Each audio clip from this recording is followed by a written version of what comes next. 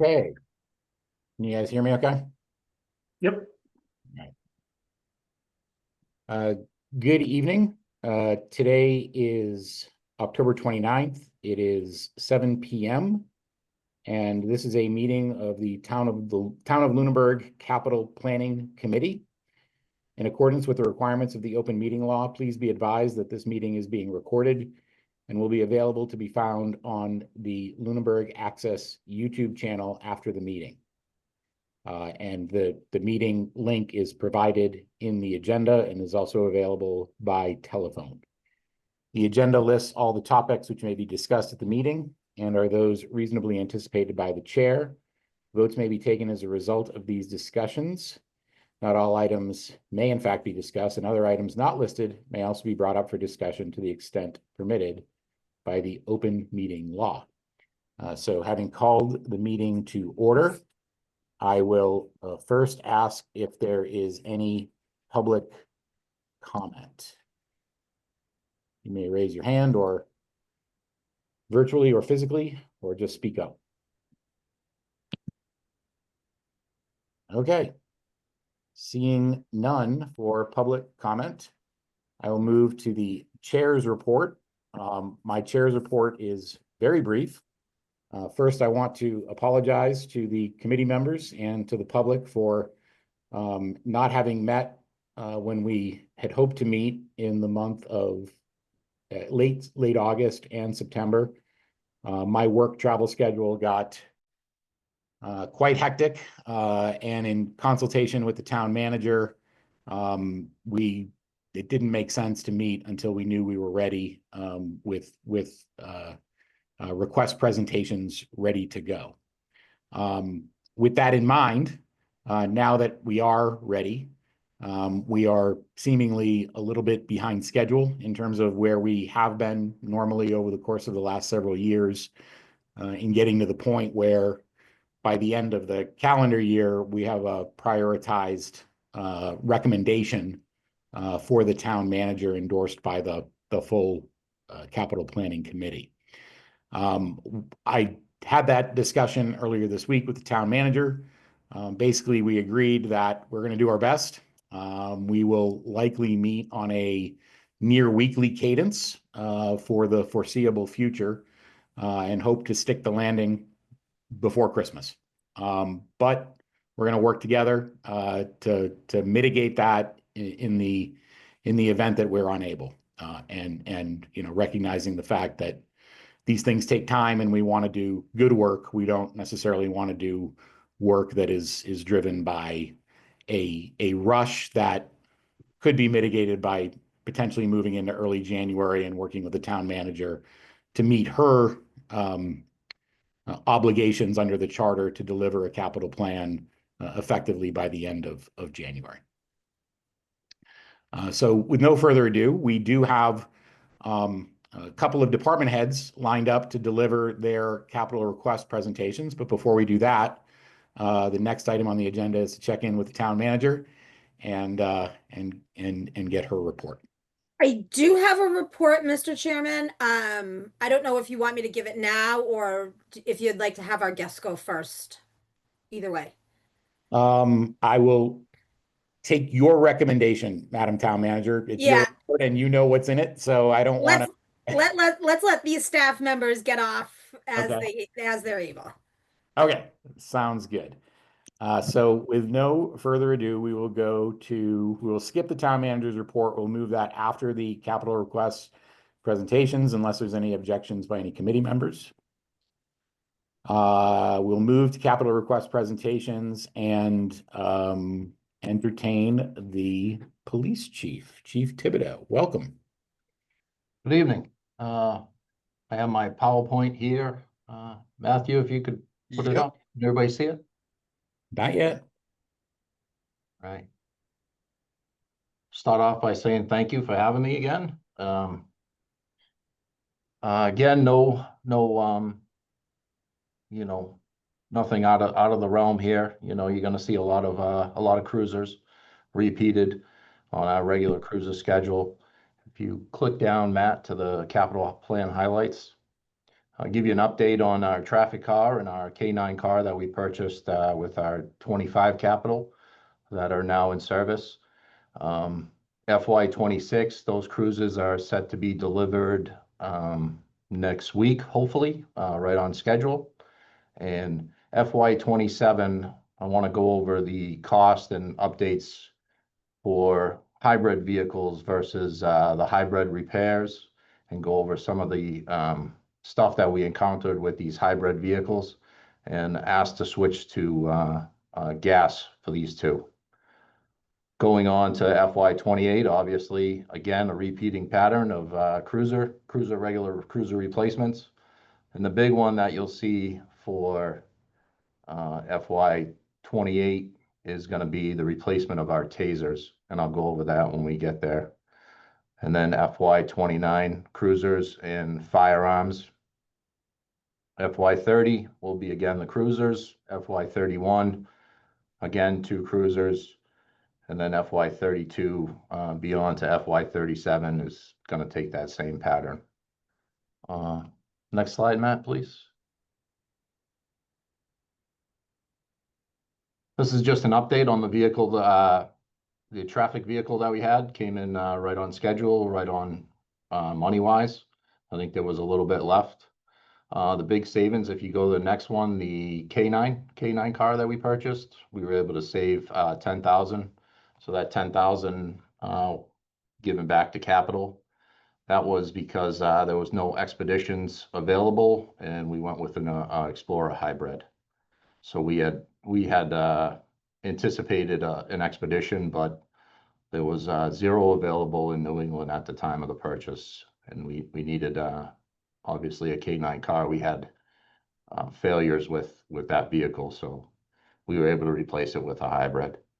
Next slide. Keith, refresh my memory. Did we move the Jerry car down to Hank? Are we recycling K9 cars or? No, so that car, Jerry's car, that was a complete failure. We had major malfunctions with the transmission on that one, and Hank's car is still the old car.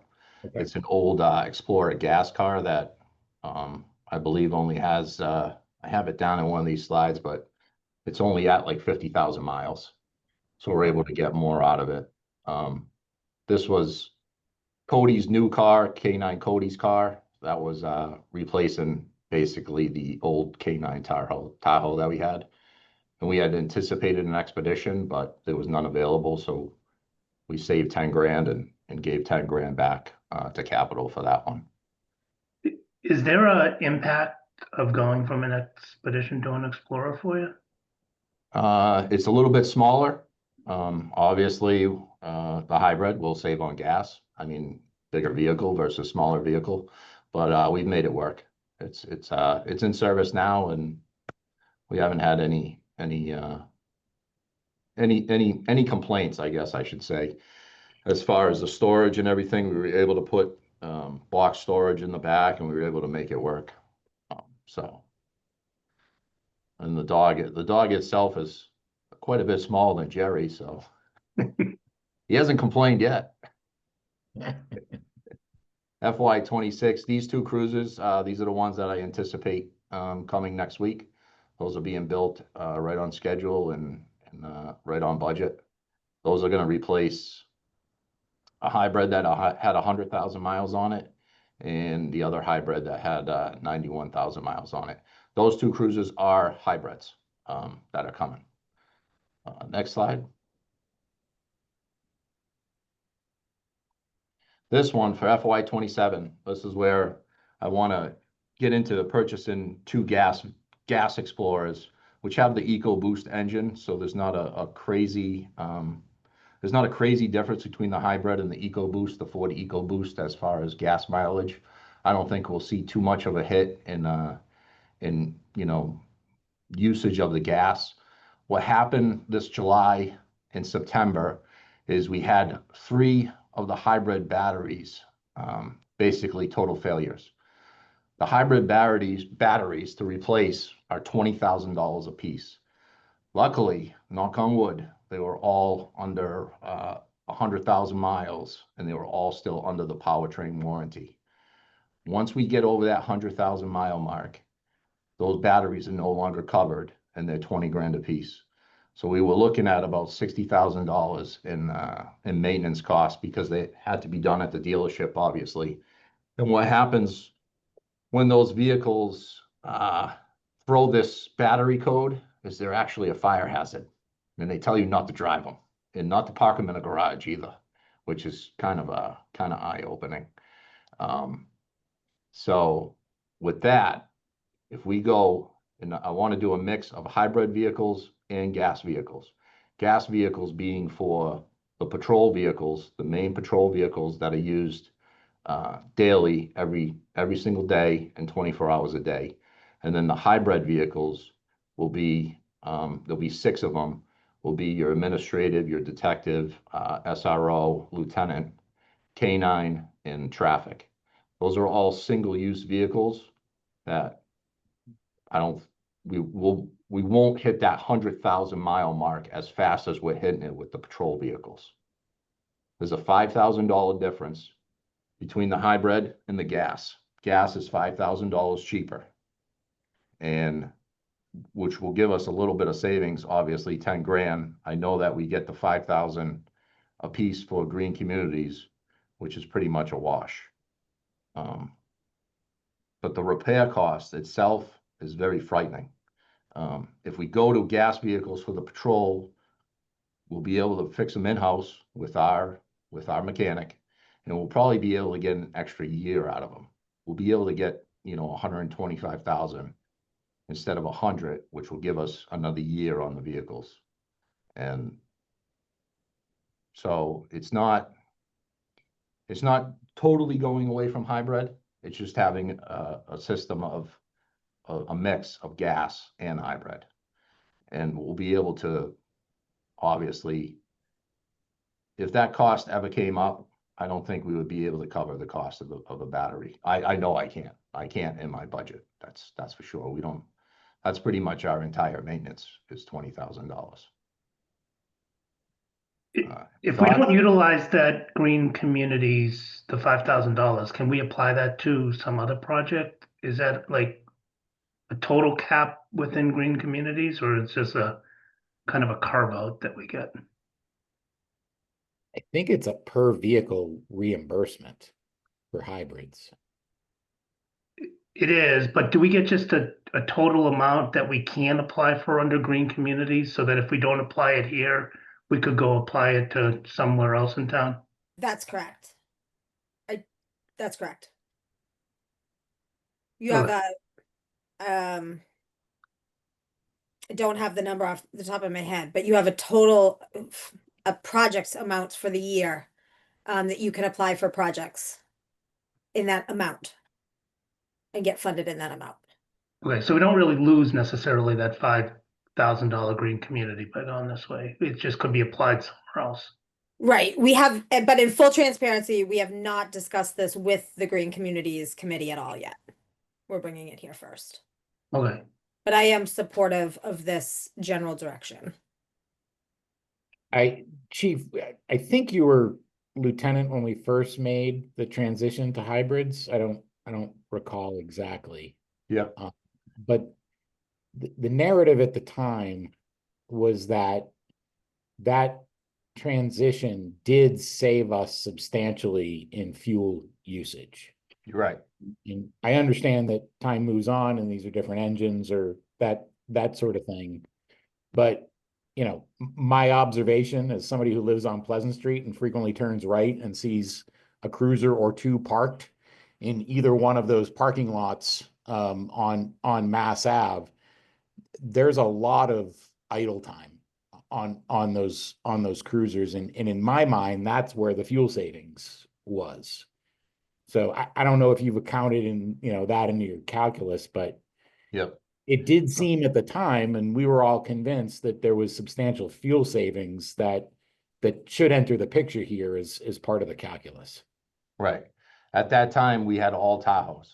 If you remember, we had all Chevy Tahoes.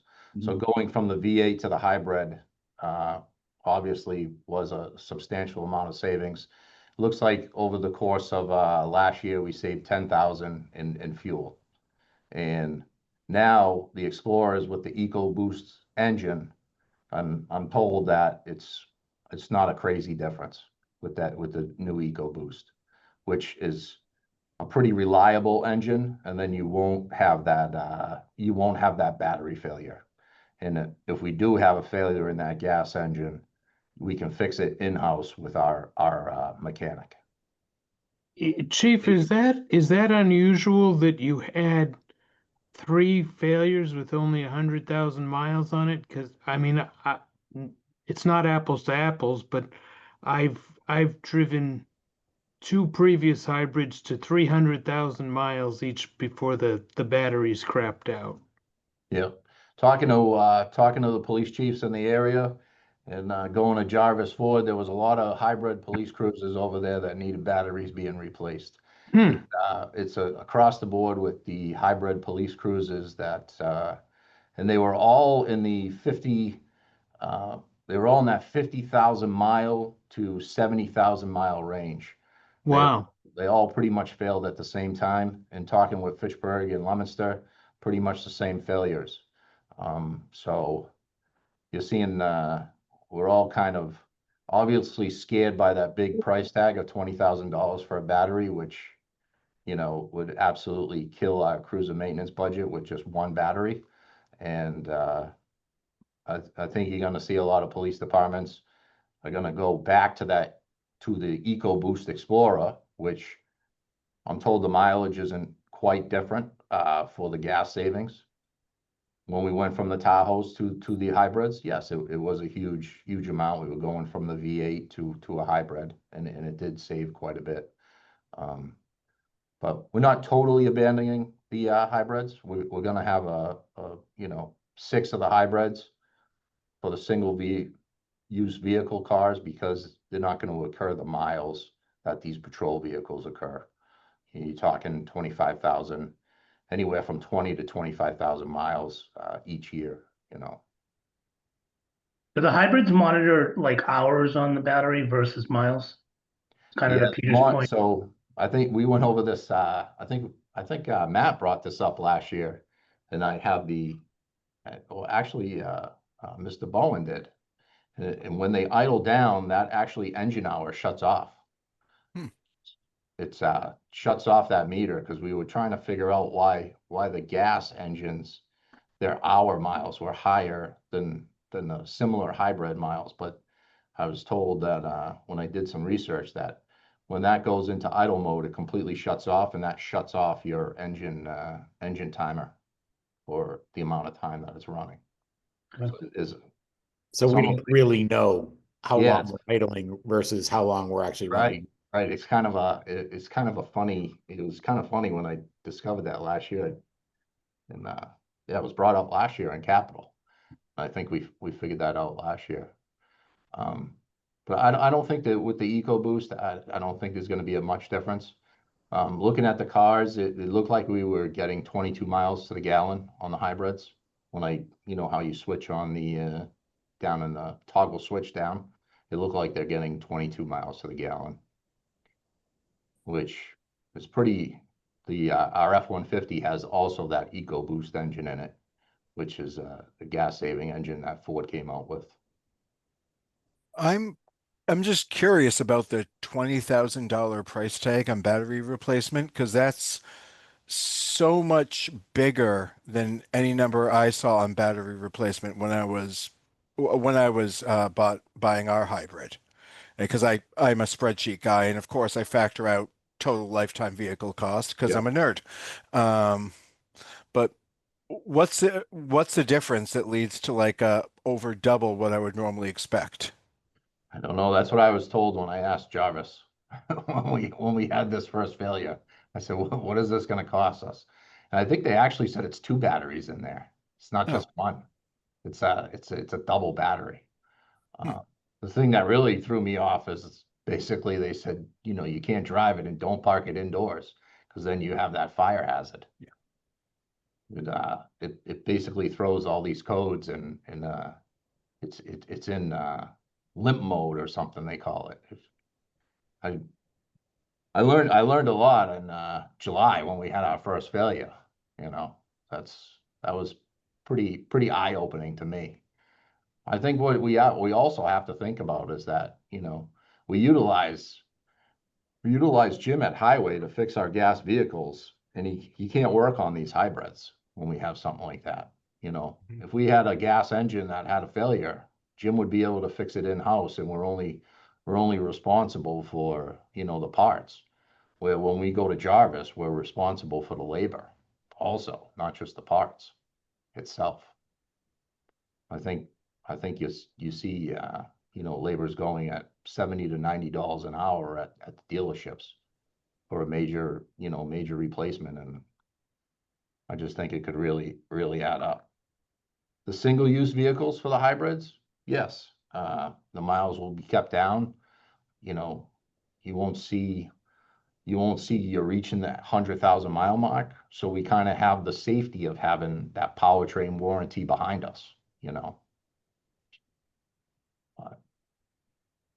It's in, I knew it would come with a little bit of, you know, questions and, you know, we went to this from the Tahoes, but I didn't expect to experience, you know, a 3-car failure all at the same time with these vehicles. And then talking with the other area chiefs, everybody else is experiencing the same.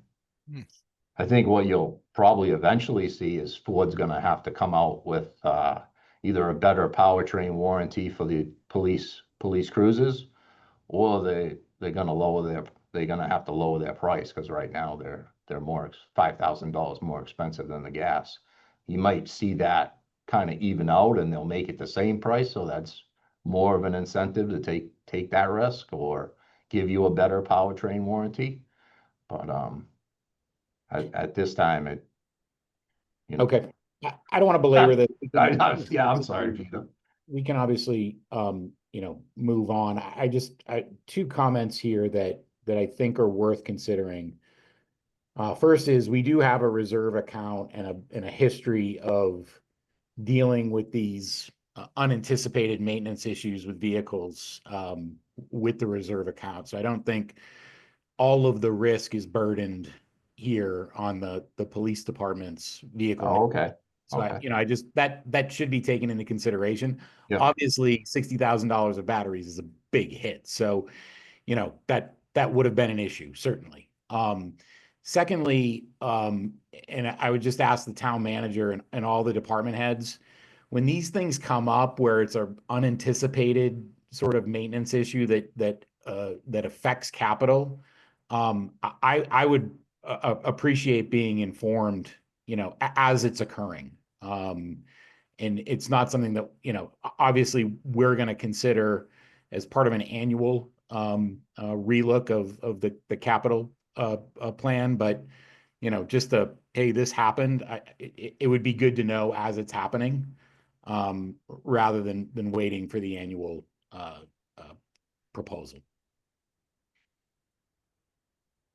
All right, next slide.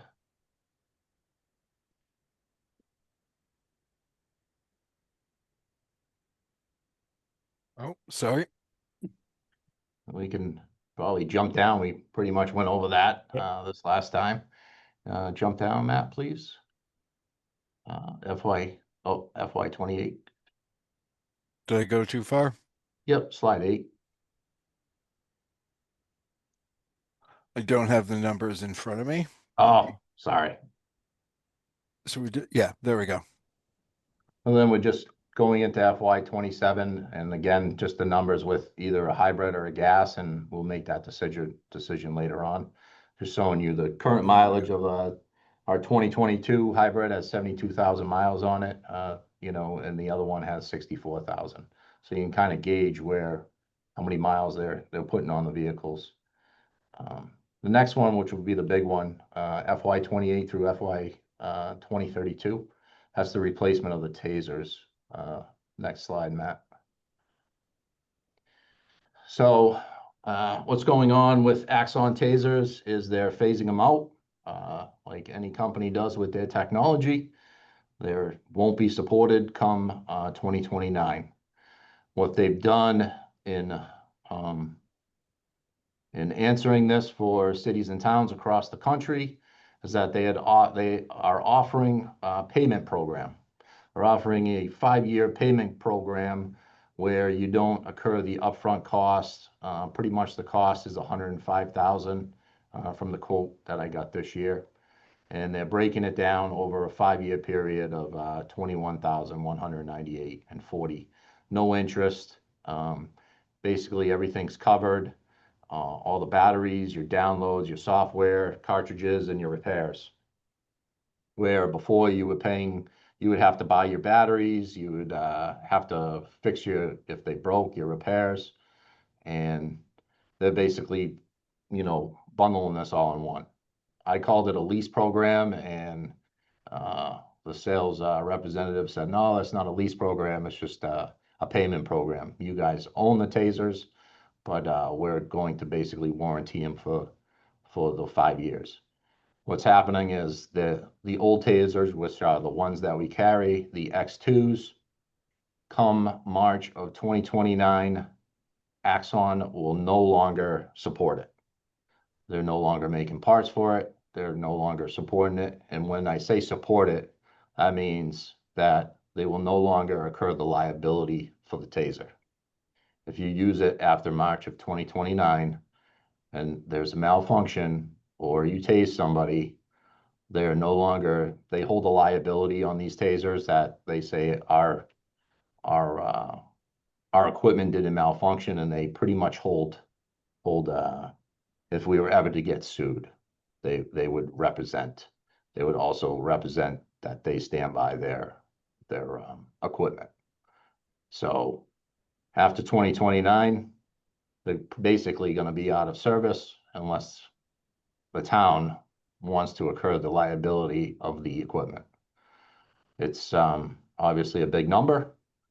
We're replacing them from the 2014 and 2015 tasers. So at that point, we're pretty much at the 10-year mark, pretty much now. And them offering this at a yearly cost, so it would just be the 5 years of $21,198, or we could go with the upfront cost of the $105,992. Obviously, it's a vital tool for the officers. It's a less lethal option that they have, and it's something that doesn't get used often, but when it gets used, it's effective, and it basically handles the situation in a less lethal way. Chief, actually, this is probably a question for the town manager. I don't think or perhaps Mr. Menard, I don't think in my tenure we've entered into an arrangement like this or even considered that as part of the capital plan. Oh, like a 5-year? Yeah. So I think we probably, when we get into the financing discussion, Madam Manager, we need to consider this, because in my mind, if we're doing this through capital, it obligates us for funds that we don't necessarily have the power to obligate. So Not necessarily, Mr. Chairman. So a 5-year lease is allowable with a vote from town meeting. You do need authorization from town meeting specifically to go over a 3-year lease.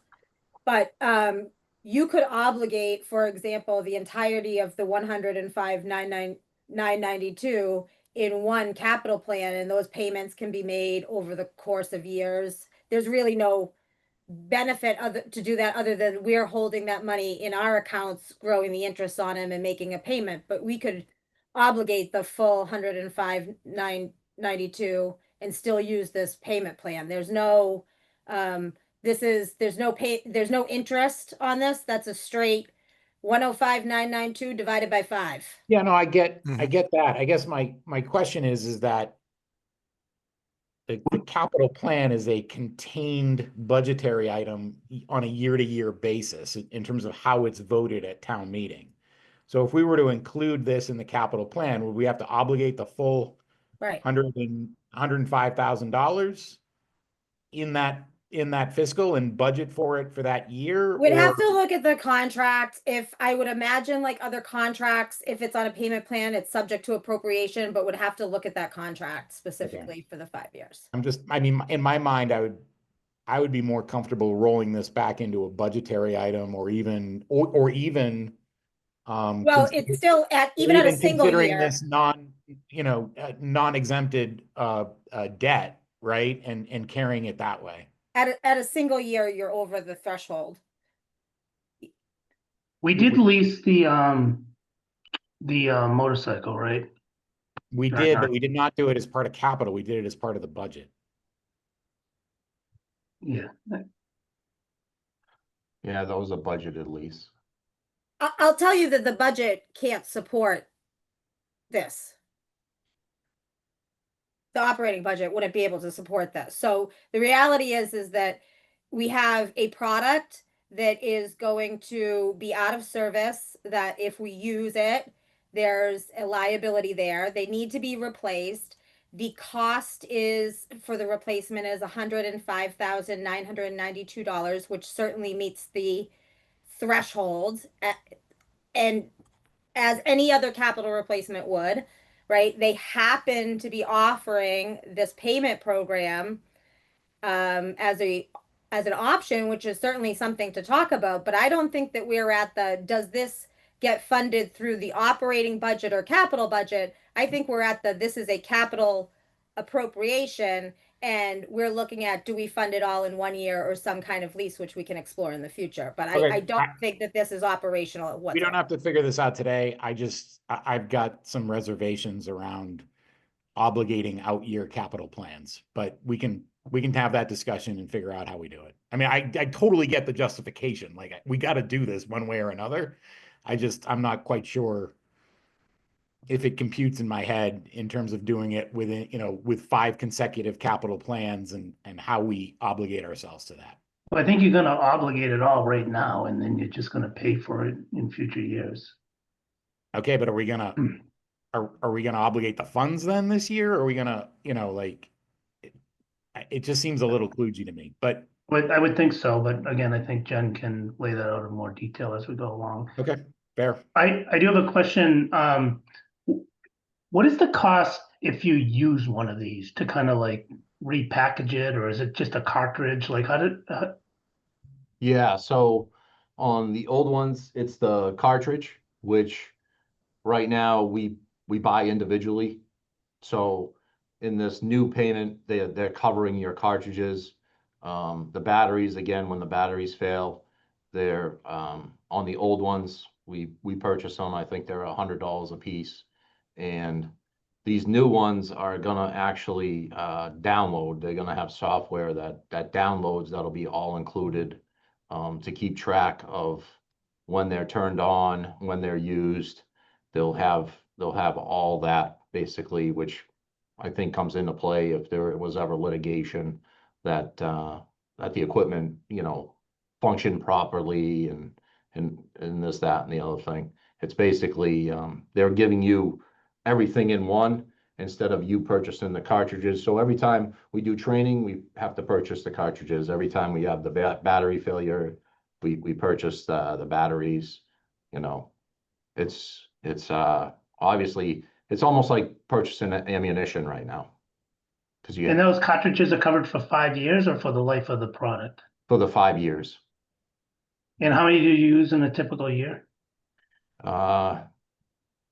During our training, I think each officer fires off 2.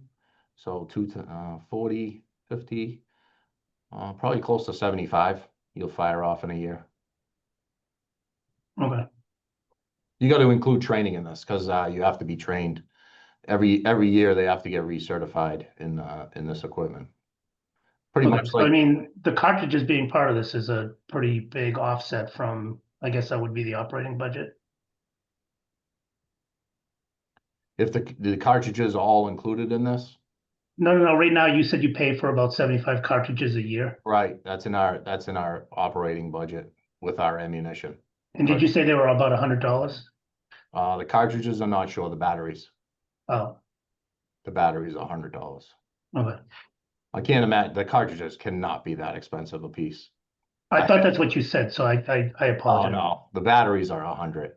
The Okay, cartridges, off the top of my head, Sergeant Morielli handles that, but it can't be any more than 20 a piece, you would think, right? okay, okay, okay. I can have that. I can check in with John tomorrow though and get that numbers. Yeah, if you could follow up and just give a little bit more color in terms of the relationships of what's included here for cartridges versus what we continue to spend over the life of the product. Obviously the big thing is that they're just not gonna support it. Yeah. That's- The justification makes complete sense. Like it is what it is. I was seeing if they had it down on there.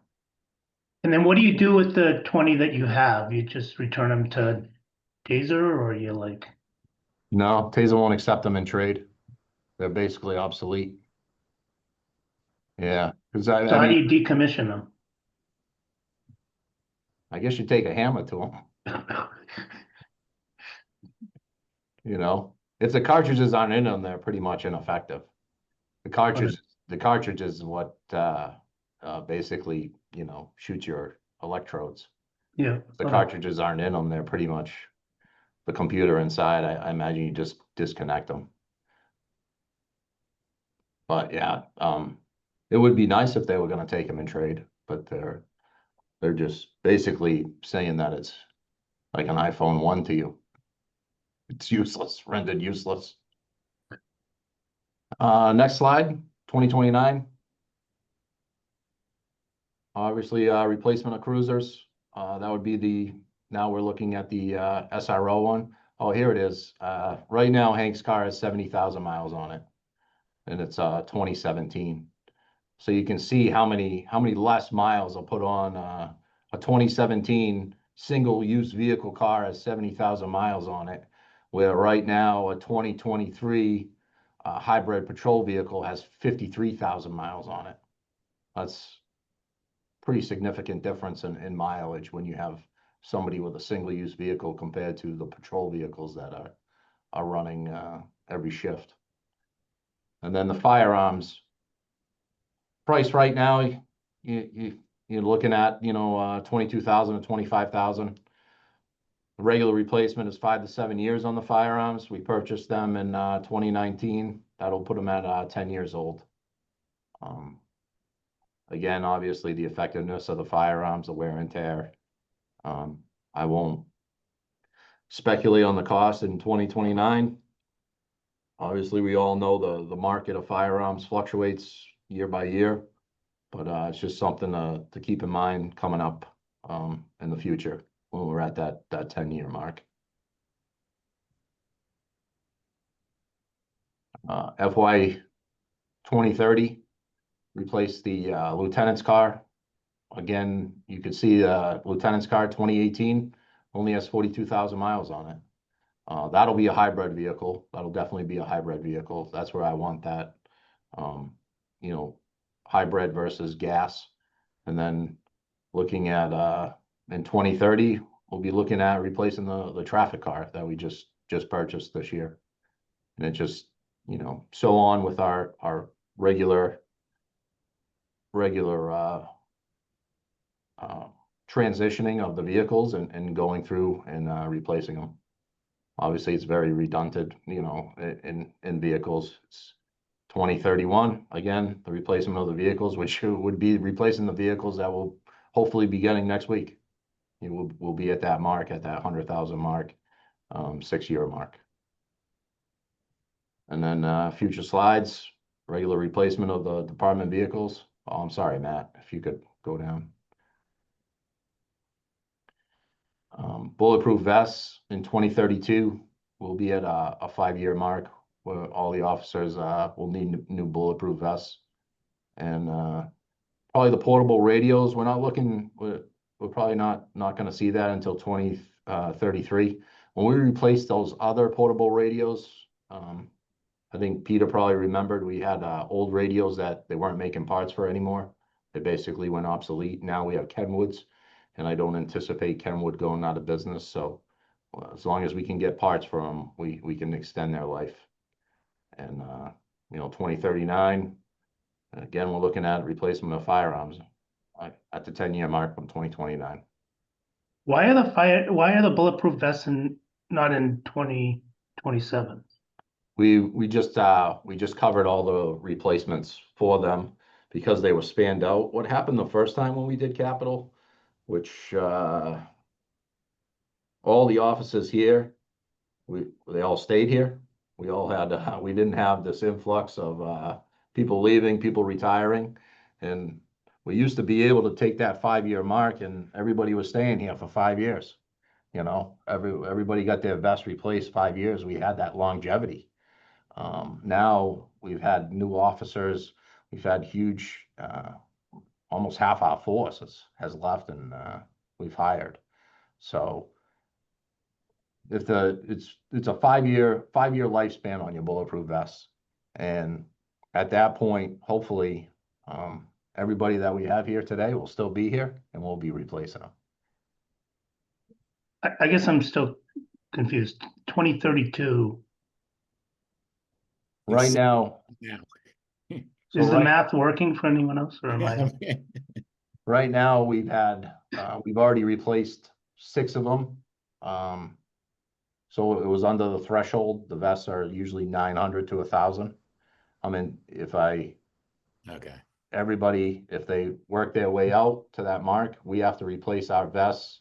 We have to replace 8 of them next year, which I worked into my budget because it's under the threshold because we only have to do 8. Oh, I got you. You have it in the operating budget, not Yeah. the capital. If Okay, we're- all right. If we're at the point where we have to do all 20 officers, then we're at that capital threshold. Okay, I got Right you. now, next year, we only have to do 8 officers because everybody has new ones. Okay, I'm following now. And then a couple of the officers that came here, they were able to keep their vests from the other departments and bring it with them. Because the vests it's pretty much like a suit. It gets fitted for the person. It's not universal,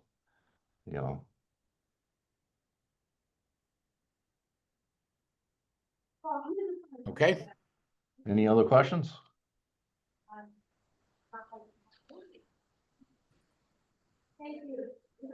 We're good. Good. Thank you. I know it's not a very exciting slideshow with a Well, it's lot of always cruisers. exciting to hear from you, Chief. Thanks. All right. All right. Thank you, Chief. Thank you. Thank you. Everybody have a good night. All right. Take care. You too. With no further ado, let's go to the school district. Good evening, everyone. Good evening. The newbie here at Capital Planning Committee.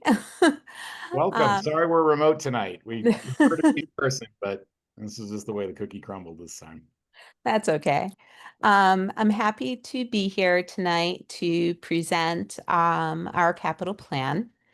We're going to be working from both documents that we sent you because there's some things that didn't make it on the PowerPoint that are in the narrative. So when Mr. McNamara goes over the projects, he'll be including things that are in the narrative. What I did in the PowerPoint, if I can share it. You can try, but we might have to have Mr. Brenner. Oh, look at this. Oh, Shocker. look at Okay. that. It makes no sense why some people can share and some people can't. That is good. I'm happy that I can share it. That's great. So let me go to the beginning. So I'm here tonight with Chris Stevens, who is our Director of Facilities, and Christopher McNamara, who is our Business Manager. And I like to ground everything that we do in our mission statement, which I'm not going to read to you because you all can read it. But everything that the schools do is in service of this mission statement. And we want to have fiscally responsible stewardship of the public funds. And so we've developed a strategy around that obviously, along with the town, for a 10-year capital maintenance schedule. And it's a phase plan addressing critical deficiencies and ensuring asset protection across all of our school campuses. Eventually, it's going to be a multi-million-dollar long-term investment in our schools. We have key focus areas. Our first priority is life, safety, and security. So what's the flow on the site? What's the drainage? Because that becomes a safety issue. We're not really prepared to discuss the funding for the turf field, but you'll see the turf field on here and some intruder deterrence with our safety film. Then regulatory compliance with our ADA mandates, our code requirements, and then long-term asset protection, our roofs and our HVAC system. There's nothing new in this plan that you haven't seen before. We basically moved things into FY27 and pushed everything out a year. But I'm going to let Mr. McNamara take over now, and he will go through what our capital plan is. Dr. Fortuna, before we go to Mr. McNamara, let Mhm. me just interrupt for a second here. Last week when the town manager and I were discussing the schedule and the opportunity to bring in schools this week, when traditionally this actually happens a little bit later in our process, she mentioned to me that the track and field project in particular needs more work and is not really at presentation stage. And the discussion that we had was, okay, well, let's see what we got. And then if we need to come back while you guys are still doing your work and we're still doing our work, we can do that. And so I, first of all, for the benefit of the committee, I want everybody to kind of understand that background. So I honestly, I'm surprised that we're gonna put it in here, but I understand there's a priority mix here. I just wanted to let the viewers and the committee members kind of understand that context, that I agreed that we would go forward without the full scoping of the track and field project. And you're exactly right, Mr. Beardmore. We kept it in because of the priority process. So we, to begin with, before I let Mr. McNamara take over, because I love to talk, the first thing that you're going to see is a primary school site improvement project that totals, it's all the school committee's first priority, but totaled it's $535,000. Mr. McNamara will go through each phase of it, but it requires both a driveway expansion for safety reasons. And if we're expanding the driveway, we most likely will have to redo the primary playground because we can't see not infringing on the play space. So it makes sense that these projects are done in conjunction with each other. Chris, I'm going to stop talking now and let you take it away. Thank you. Can everybody hear me? Yes. So our first, like Dr. Fortuna said, our first priority was the primary school site improvements, being the driveway and the parking expansion. Currently, the primary school has very limited parking access. And in case of an emergency, if a vehicle were needed during an event, the responders would have a very hard time accessing the driveway during that event. There are cars parked on both sides of the driveway. If you haven't been there before, I recommend that you go there at 3 o'clock in the afternoon and see what it's like. It's one big operation that they do great getting all the students in and out, but it's a very hard operation that they handle. And the first part of it would be a feasibility study, which would cost approximately $30,000. And that would be the study for just entry and driveway expansion. Secondly, the primary school driveway parking expansion really, without doing the study, it's hard to say what it would cost, but we have a rough estimate of $175,000. Um, and this funding will allow for expansion of the driveway and, and parking.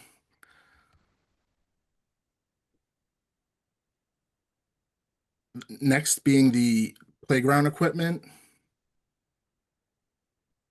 So right now, we're looking at getting smaller playground equipment for the primary school. It will be smaller in scale, hopefully reducing injuries, and it'll be accessible to students with disabilities, therefore mitigating any liability that we might have regarding students on the playground or anything to do with the playground. Just for a designer services to come out and to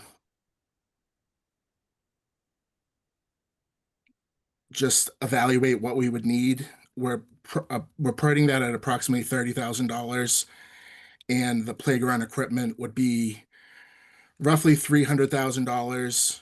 And I think that's a very good estimate given all the quotes that we have gotten and we have seen. Any questions? Yeah, could you, so the background on this that obviously predates you, Mr. McNamara, and you, Yeah. Tuna, is that we actually had a first cut, as you know, probably, of our FY 26 capital plan that included $30,000 each for design of the driveway and parking and the playground.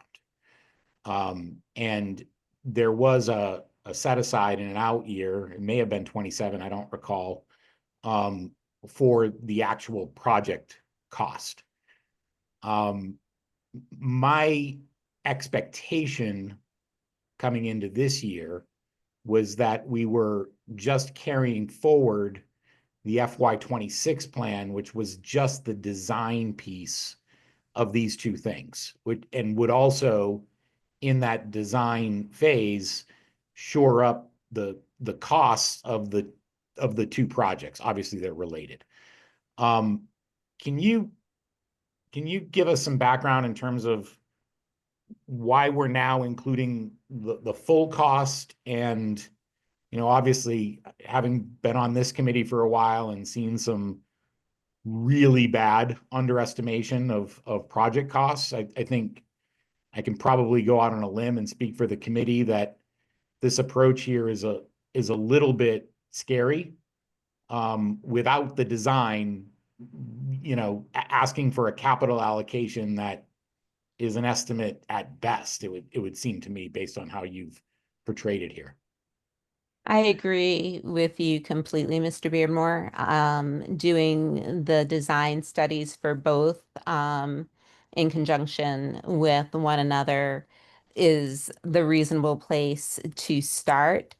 We do have some concerns about the wear on the playground that's happening now, and we've had some injuries occur on the playground. And so that increased our sense of urgency for bringing it forward.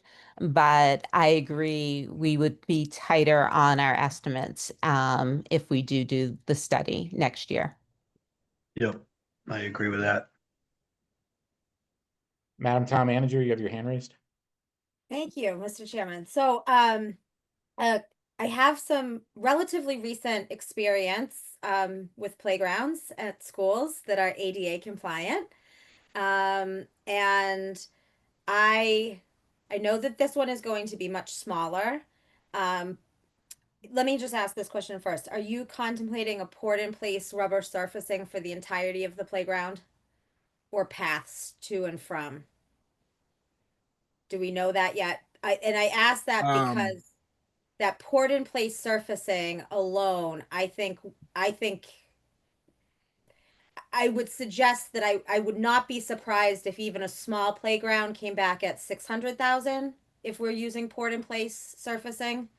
And so, while I do think that the $30,000 for the design is spot on, um, I think that that playground's low by several hundred thousand. Okay. Just from personal experience and that port in place. I mean, the playground we did was large in West Boylston, but the port in place alone was 300,000 without any equipment. Thanks, Madam Town Manager. Yeah, I have an estimate from Emmy O'Brien through Fitchburg, and it probably doesn't have that You, exact. sir, can you Um, identify yourself? I'm sorry, what's that? Can you identify yourself, sir? I'm Chris Stevens, Director of Facilities. Sorry Thank about that. I'm looking at, like I said, I worked at Fitchburg and they just recently had a couple of playgrounds put in. So I reached out to their financial manager, Jeremy Roach, and talked to the company that they used just to get a rough idea so that we'd know exactly, about what we'd be looking at. And, you can put in whatever you can put down whatever you want for the floor. So it's all cost relative of what you put down, So obviously, I think on this one that I had, they put installation of 460 cubic yards of EWF safety surfacing. And this total came in, and it came in at, let's see, it was like 280 and some change. I have to thumb through here. I'm sorry, $309,255.93. But this all depends on what they do with the driveway. If the driveway is going to come into this area, then we don't know what that's going to be. So we're 100%, we need to do the driveway study to figure out what they want to do to be able to really figure out what the playground's going to be. But in hindsight, we're basically, for a regular playground, to replace what's there for the most part and bring it down to the age of what these kids need and make it equitable for all of them. You're looking at least probably a $310,000 right out of the gate at the very least. So we're. And I don't want to, just to be clear, and I, we have one new member of this committee who hasn't benefited from the previous presentations. This is specific to both projects, the driveway parking and playground at the parking lot. Yes. We are paying for sins of the past here. Yep. Full stop. Yep. It was a poorly designed plan. The whole layout of that property was a Couldn't agree with you more. personal opinion. And the playground that we got was not really age appropriate. Yep. And we now have to deal with both of those issues. Yep. And I don't, to my knowledge, I don't think that anybody on this committee disputes those facts, right? Yep. The question is, how do we get there? And I think that that's really the question at hand.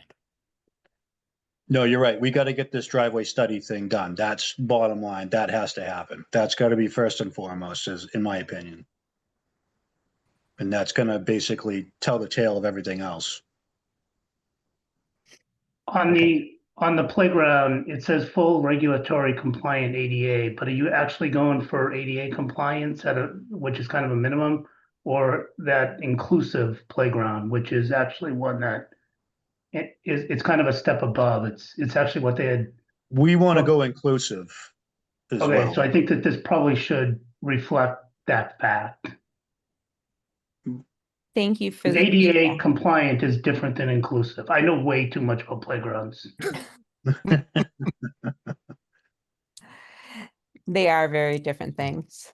And then my question, when you were kind of going through the math quickly and I was trying to add things up in my head, the 535 that you currently have estimated, that was for the full project. It would get you driveway parking and the playground. Is that what your initial estimate here was? Or it would only get you the study on the parking and the playground?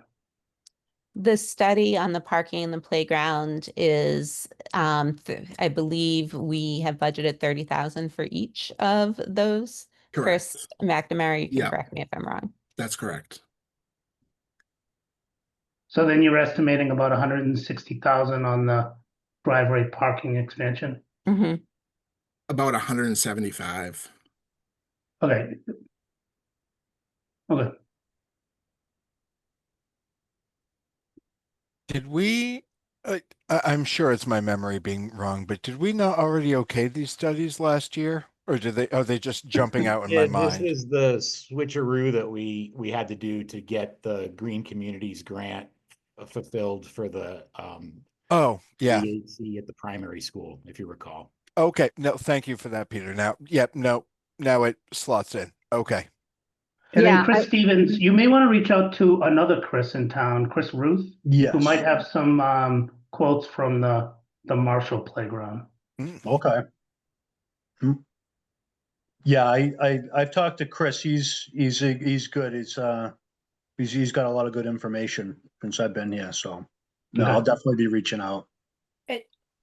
And Chris, we can take this offline, Mr. Chairman, if you don't mind me just passing on this. I've had some workings with MEO O'Brien, and they're a solid vendor.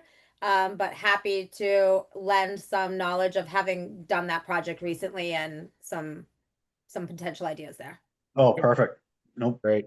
All right. Can I just interject that, yeah, you guys have seen this before. That's part of why we're so eager to hurry up and get these things done, because they keep getting pushed off, and it's getting pretty important that this get done. Understood. Mhm. Okay, let's move on. Chris McNamara, will Yep. you go through the rest of the FY27, which isn't in the PowerPoint, but is in the narrative that you have? Yep. So did you want me to go through the turf field? Nope, leave the turf field out for now. Okay. So the next would be the primary school window safety film. And we have a rough estimate on that of about $38,120. It's it reduces cooling costs by up to 30%. It blocks up to 99% of harmful UV rays. It's very useful in the buildings. Um, Makes it a And- lot harder for somebody to get in too. yes. And primary school is our last school to be done. Yes, it's been done at the other two schools as well. So we're kind of just moving along, get the last one done. Yep. And then the next is the Turkey Hill Elementary School hot water tank replacement. Currently, it's beyond its useful life. It's almost 20 years old. And it requires routine checks of connections and cleaning of the tank every 2 years right now. And we estimated that price to be about $20,000. And then the new security camera server. So for the new security camera server, if one server goes down, the district will still have access to camera footage, and we would be capable of viewing camera feed in the event of a cyber incident and a district-wide outage. And we estimated that price to be about $40,000. And I think that's it.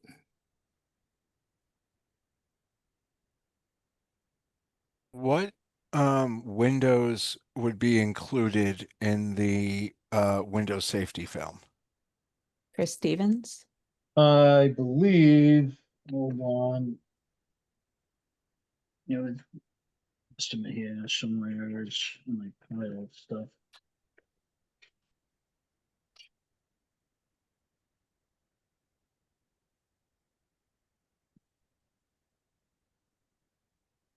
At the very least, it's gonna cover every lower level pane or window of glass for that matter, but I think they cover every pane of glass in the building for the most part. Is that what we did at the, because I know I thought at the other schools, we only did some of the really Middle high big, school- At the middle high school, I believe we only did the first floor. oh, it was the whole first floor, because You're I right. thought at Turkey Hill, we didn't do all of the first floor and only did like the really big obvious we- windows, We but did Turkey Hill, I believe. okay. Yeah, for the primary, it's showing 286 panes. It's calling Got it. for. So, I mean, I'm guessing it's probably not, I'm sure they're not doing every single last one, but it's probably anything that's important in that case. Mm-hmm. But I think, I'm guessing it's gonna go along in the same lines of what they did on the last ones, because it's the same company, so. yeah, we went, I mean, there's a lot of history to these window film discussions. Yep. And it might be helpful if you could go back and actually get clarity, because we went back and forth around first floor versus both floors on Yep. buildings. And then we got some outside money, so I'm not sure where we actually landed, the more I think. Yep. Yep. What's interesting about the primary school to me is now that we have cool air circulating in that building, but we're paying for that cool air. Yep. That south facing exposure from the library in particular. Yep. Yeah, it really heats things up. That's a space that it would behoove us to add some heat. Yes. Yeah, I would, if I had to assume, and I don't want to assume, but I'm probably sure that those windows on that side are definitely included. Okay. I would love to hear more about the likely savings, not the potential savings. I mean, I'm gonna be real. To secure my vote, that's the avenue to go here, because intruders in schools are a horrible thought, but in practice, to my knowledge, and I welcome data that contradicts this. In general, schools are the safest place kids are. And so I'm not, if it's already the safest place they're going to be compared to everywhere else they go, including home, I always wonder about the added value of, is it really worth that extra step? The savings is of interest to me, but by the same token, I hate the phrase up to. Because that's up to 30% means 1% is up to 30%. So I would just love to hear more about what's the anticipated actual changes. Because for me personally, that very much influences how I would rank this. Yep. I can find out. I can get Great. a spec data sheet from them on what they're installing. That's not a Great. problem. Thank you. And to Matt's point, now that they are installed in other schools, I'd like to see the operational costs associated with them come out of the operational budget. I'm not sure that I understand that. You said there's going to be a savings associated with installing these on heating and cooling. We've already installed them in some buildings, therefore, if we believe that there is a savings, it should come out of the budgets associated with heating and cooling of those other buildings. Thank you, Mr. Menard. I would at the very least be interested in finding out if there has been a savings at those buildings. Right. I don't know. With Turkey Hill, it's going to be difficult because we're talking single pane windows that are barely hanging in there. So it'll be difficult to actualize savings from the Turkey Hill site. We'll probably be better able to do that from the high school site. Mhm. But I know that with the cost of utilities being what they are now, that's one of the areas that our budget is currently running hot in. And it's one of the areas that we anticipate large increases as we build the FY27 budget. I don't think we went through a full winter with them installed at Turkey Hill. I totally get the argument that Turkey Hill is a different beast and structurally, I mean, not just in terms of the windows, but the build style, the modernity and everything else. The middle high school is a much better match for the primary. And we ought to be able to look at, you know, units, not cost. Yeah. Mhm. That's really what I'd be interested in is the units. Mr. Stevens, you'll work on that for us, right? You got it. Love Thank it. you. Okay, and just for the record, I have a different view, and we've gone through this whole thing multiple years now. I have a very different view than Mr. Brenner does about the security value here. Hmm. I won't belabor it and get emotional about it, but I have a very different view. For tonight, are we seeing the future year requests or just? Oh, okay. Yes. Yeah, they're in the narrative. Chris is going to go over those with you. I wish our budget and replacement cycle was as neat and tied up in a bow as the Chiefs. Unfortunately, just by the nature of our business, it's not. So you're going to have to bear with us as we go through some of this. Okay, So next is the primary school generator, can and somebody by please share? We're not, Mm-hmm. whoever. Hold on. Dr. Fortuna? No.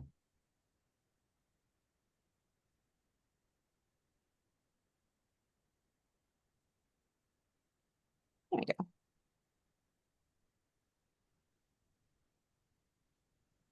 Okay, so this investment would prevent thousands of dollars in damages as a result of any power outages.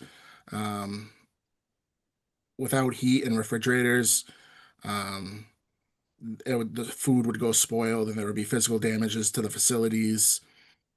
There would be frozen pipes and burst water lines. And we had that at an estimated cost of $171,896. Yeah, I'd like to jump in on that too. Like I got another estimate as well from Craft Power. We use Weld Power right now with the buildings that we do have. And this was from them. I don't know how long ago that was, but I got another one just because I wanted to see a difference. And I went through them and I got an estimate for $292,000, 998. Whether those two generators are apples to apples, I don't know. I haven't gone through the whole skinny on that yet, which I'm sure, I don't know, but they came in and looked at what we had and what we would need to be able to run this building. I wanted them to make sure that it could self-sustain itself. And if worse came to worse, if there was something really, really bad happen and this building needs to become we need to put people in there, I want to make sure that this generator can power it. So that's what I estimated for what they gave me. So, and I know there's a big difference between those two. So Okay. that's kind of, I wanted to make sure that, Would not surprise anybody on this committee. Yeah. For the benefit of the three new representatives of the school department and the town manager, this particular item and its estimated cost history is bordering on comical. Yep.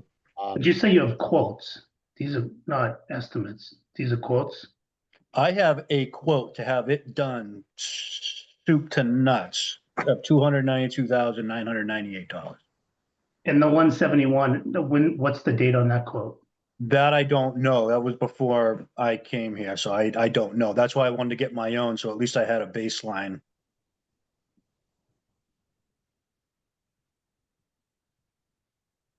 And then what's the validity date on that quote? Is it, would it, It's a quote is valid for 30 days. That was probably 60 days ago. okay, okay. Yeah, this particular item, it's been, I mean, I'm glad this is not an FY 20. Yeah. I think what it's gonna have to come down to is if It's it been gets brutal. the okay, we need to, put it out the bid and have everybody sharpen their pencils kind of thing and see what we come up with. That's the only. The problem is that, I mean, to be really frank with you, Mr. Stevens, this is not gonna get appropriated if we don't have a reliable estimate. Okay, And- well, I and have, this I thing- have one right This here. thing started, I want to say, members of the committee can correct me, and I know these are sins of the past, but this thing started at about $70,000. Oh, really? So When? like, there's just, this particular item is just been kind of crazy. And when you start to approach the, $300,000, Yeah, the risks that you're mitigating, it's all about probability and impact. Like, you're right. are we You're dealing right. with a $300,000 impact even with a low probability event? I Yep. don't know, right? Yep. So, Nope, you're absolutely right. I'm just giving you the facts of what I got. And Miss- you'll see that we've switched into FY 28. This is no longer our Yeah. FY 27 request. Yeah. Is the primary school on the Chief Sullivan's plan as like a warming station or a, I mean, for the most part, they were using going between TC and the high school. But I mean, you never know. I mean, personally, I don't know why a building that size didn't have one to begin with, to tell you the truth. I mean, it just seems like it should have one, period, when it was done. The cost with putting one into it on the grand scheme of things, it could have been a lot easier. That I don't, got I a guess pretty my good point idea. being, if there was kind of a large emergency in town, what you're offering here is that now the primary school would be open correct. for members It of the would be public able- to go to. But I'm not Correct. sure that that's actually on our plan. I don't believe it is, but it's one of those things where it would be a fault. I mean, obviously they're using TC, but TC Passios is, It's yeah, I believe our that could emergency go south. shelter. I any believe day. our emergency shelter is Turkey Hill. And I believe that part of the justification for the generator that we've done for the adult activity center is to also use that as a warming station. Mm. I think those are the current facts.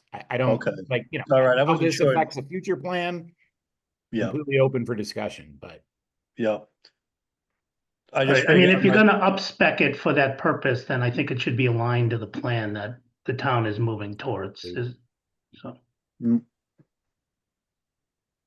Not to belabor the point, but my concerns with that one looking forward were very concisely and eloquently put together by Mr. Beardmore about relative cost versus risk.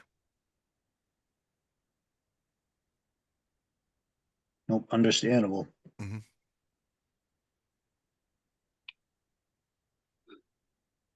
okay, let's go on. All right.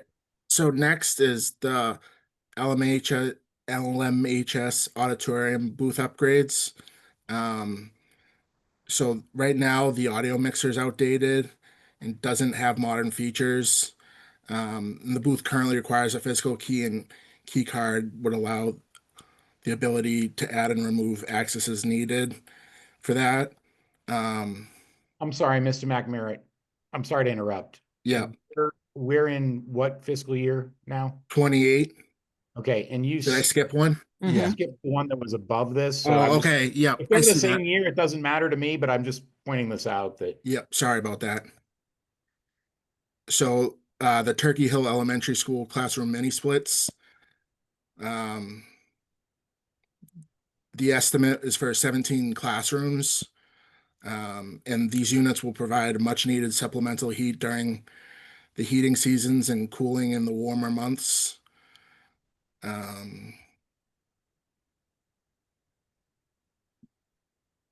And then next.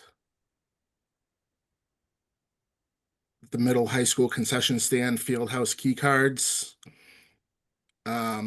So the funding for this will really allow for the installation of key card readers on the following doors. So restrooms, the snack shack, kitchen, field house locker room, team meeting rooms, and increase security of the building as key cards can be turned off and access times can be controlled and limited.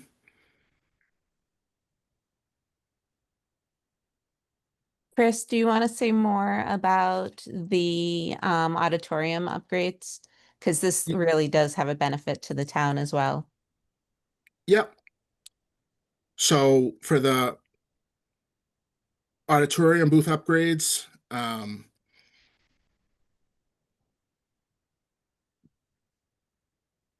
really it comes down to improved audio,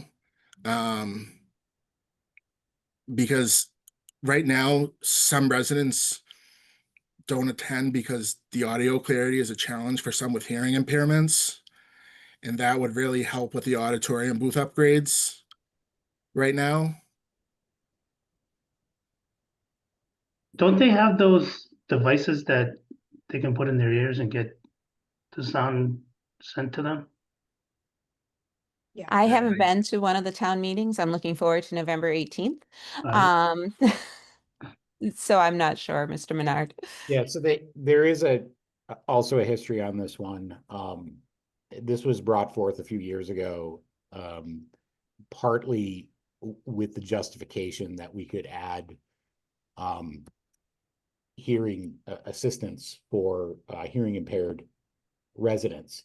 As it turns out, there is a system for that was sitting in a box in the control room that nobody knew existed until somebody thought to open the box.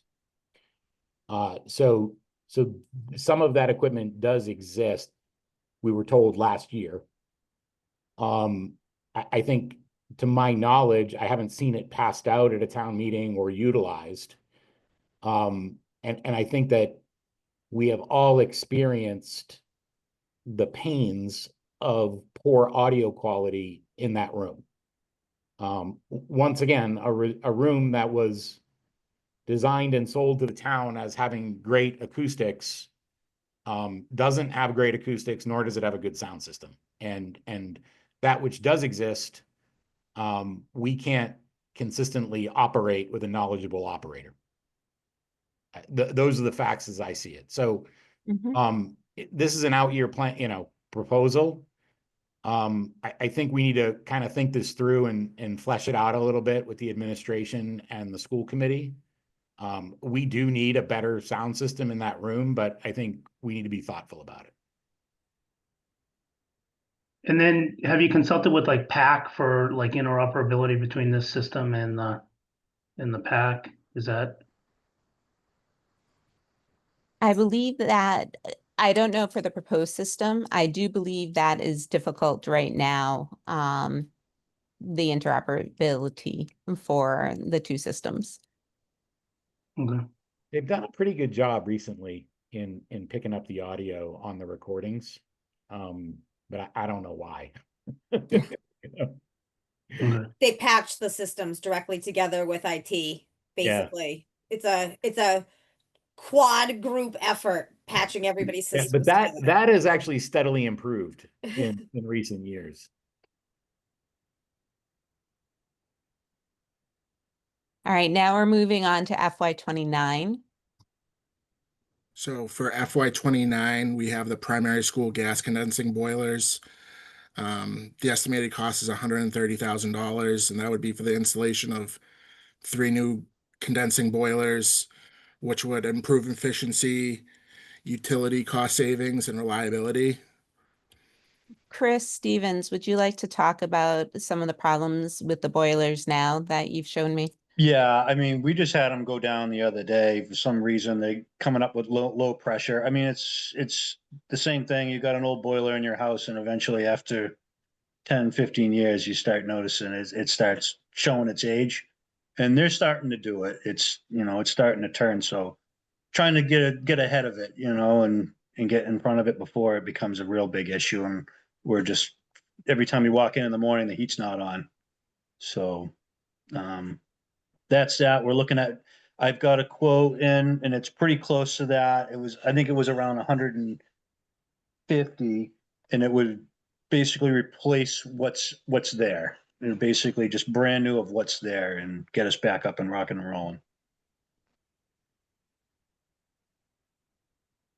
Now we're moving to FY30. Before Chris goes into this, there's one thing that I want to remind this team of, even though it's not a capital planning issue, is that eventually we're going to have to do a full remodel or a full rebuild of Turkey Hill. You'll see little things here with the windows. We had that study done last year. The envelope is good right now, but if we keep running the building into the ground, we really need, as a town and as a community, to keep that on our radar. All right, Chris, windows, plans. Yep. So the plans, the estimated cost for the complete window replacement plans are $290,000. The project calls for an architectural plan for the replacement of all existing windows and storefront glass throughout the entire facility. And then for the Chris, before you move on, Yep. Again, just a reminder that we're talking single pane glass. They're original to the building, so they're older than I am. And I'm pretty old. They're original Yeah, to the it needed windows 1969. yesterday. Needed windows when I went say there. at the very least, it needed windows yesterday. Is this still eligible for that MSBA accelerated repair project? This piece is just for the study. The window replacement piece may be eligible for the accelerated repair process. Okay, And well, that it we have says pushed out to FY31. okay, it just says that it is under the comments there. Mhm. Yeah. So Yes, with the caveat that the building remain a school for the next 25 to 30 years. So that's why it's important we decide what is going to happen with Turkey Hill. Are we going to do a new rebuild, or are we going to gut it and do a renovation? And that's a larger discussion, obviously, for the entire community, but it's important as we talk about putting money into Turkey Hill to decide what direction we're going in as a community. Yep. yeah, we spent a lot of money last year getting an assessment of that building. And I think that it's easy for me to say now that I'm no longer on the school committee, but the school committee needs to make a determination and a plan on that building, and we need to resolve this ideally before the FY30 capital plan. I agree. And the school committee, I believe, is discussing making that one of their goals this year. So I think we're all in alignment with that, Mr. Beardmore. All right, Chris, you can move on to FY31. So for FY31, it's the complete window replacement. So installation of new energy efficient windows. Like we've said, their windows and the THES are past the end of their life. And they just need, and we estimated the cost to be over $1 million. And it may be eligible for the MSBA accelerated repair program funding, like we said. But with the same caveat as the study. The $1.1 million is before the MSBA program funding, Yes. or Yes. okay, so it could be half a million or so. Yes, and this is an older estimate as well. Yeah, okay. Yeah, I think it's gonna be more than that, if I had to guess, just the way things have changed in the last couple of years. Things have just skyrocketed. And like Jody said, we don't know how old that is.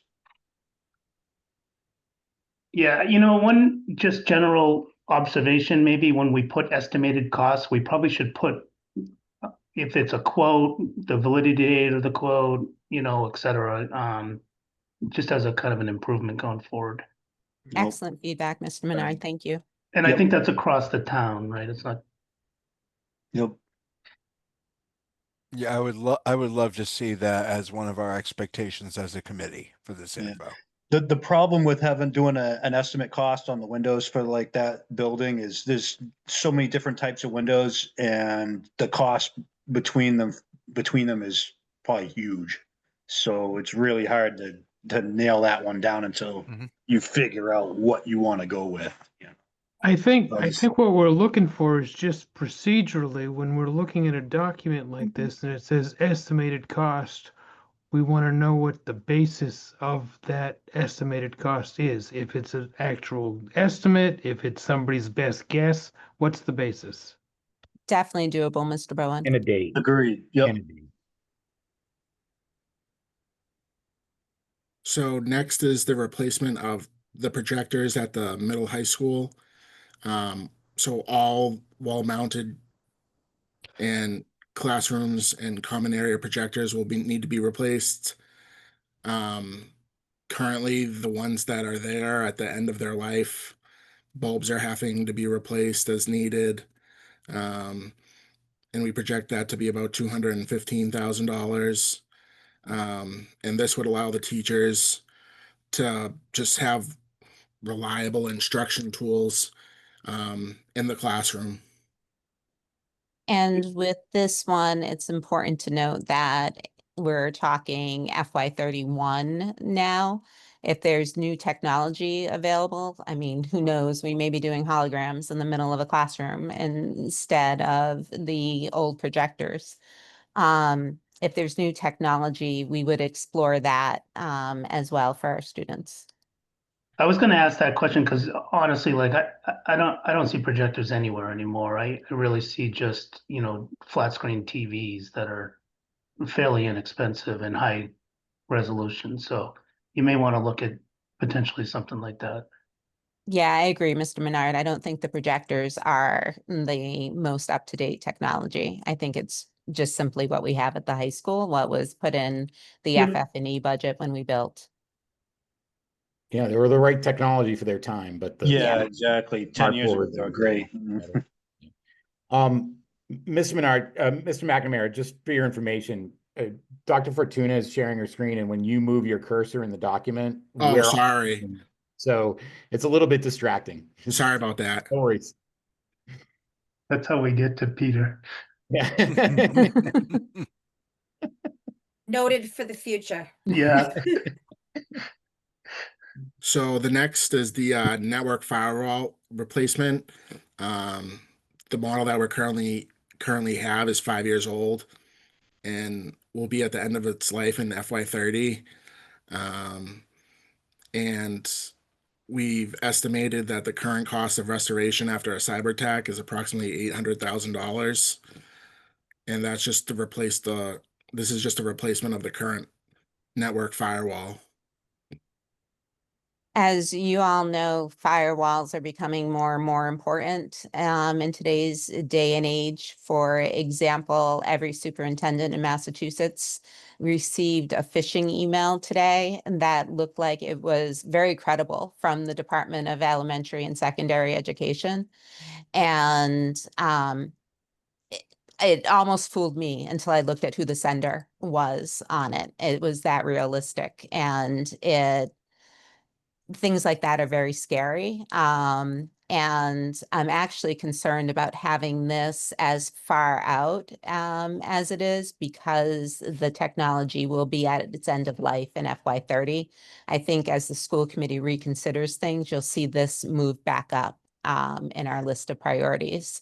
But for this year, we prioritized FY27 and we just moved everything down a year. This is a hardware network firewall. I Correct. believe it's software too, Peter. I think it's both.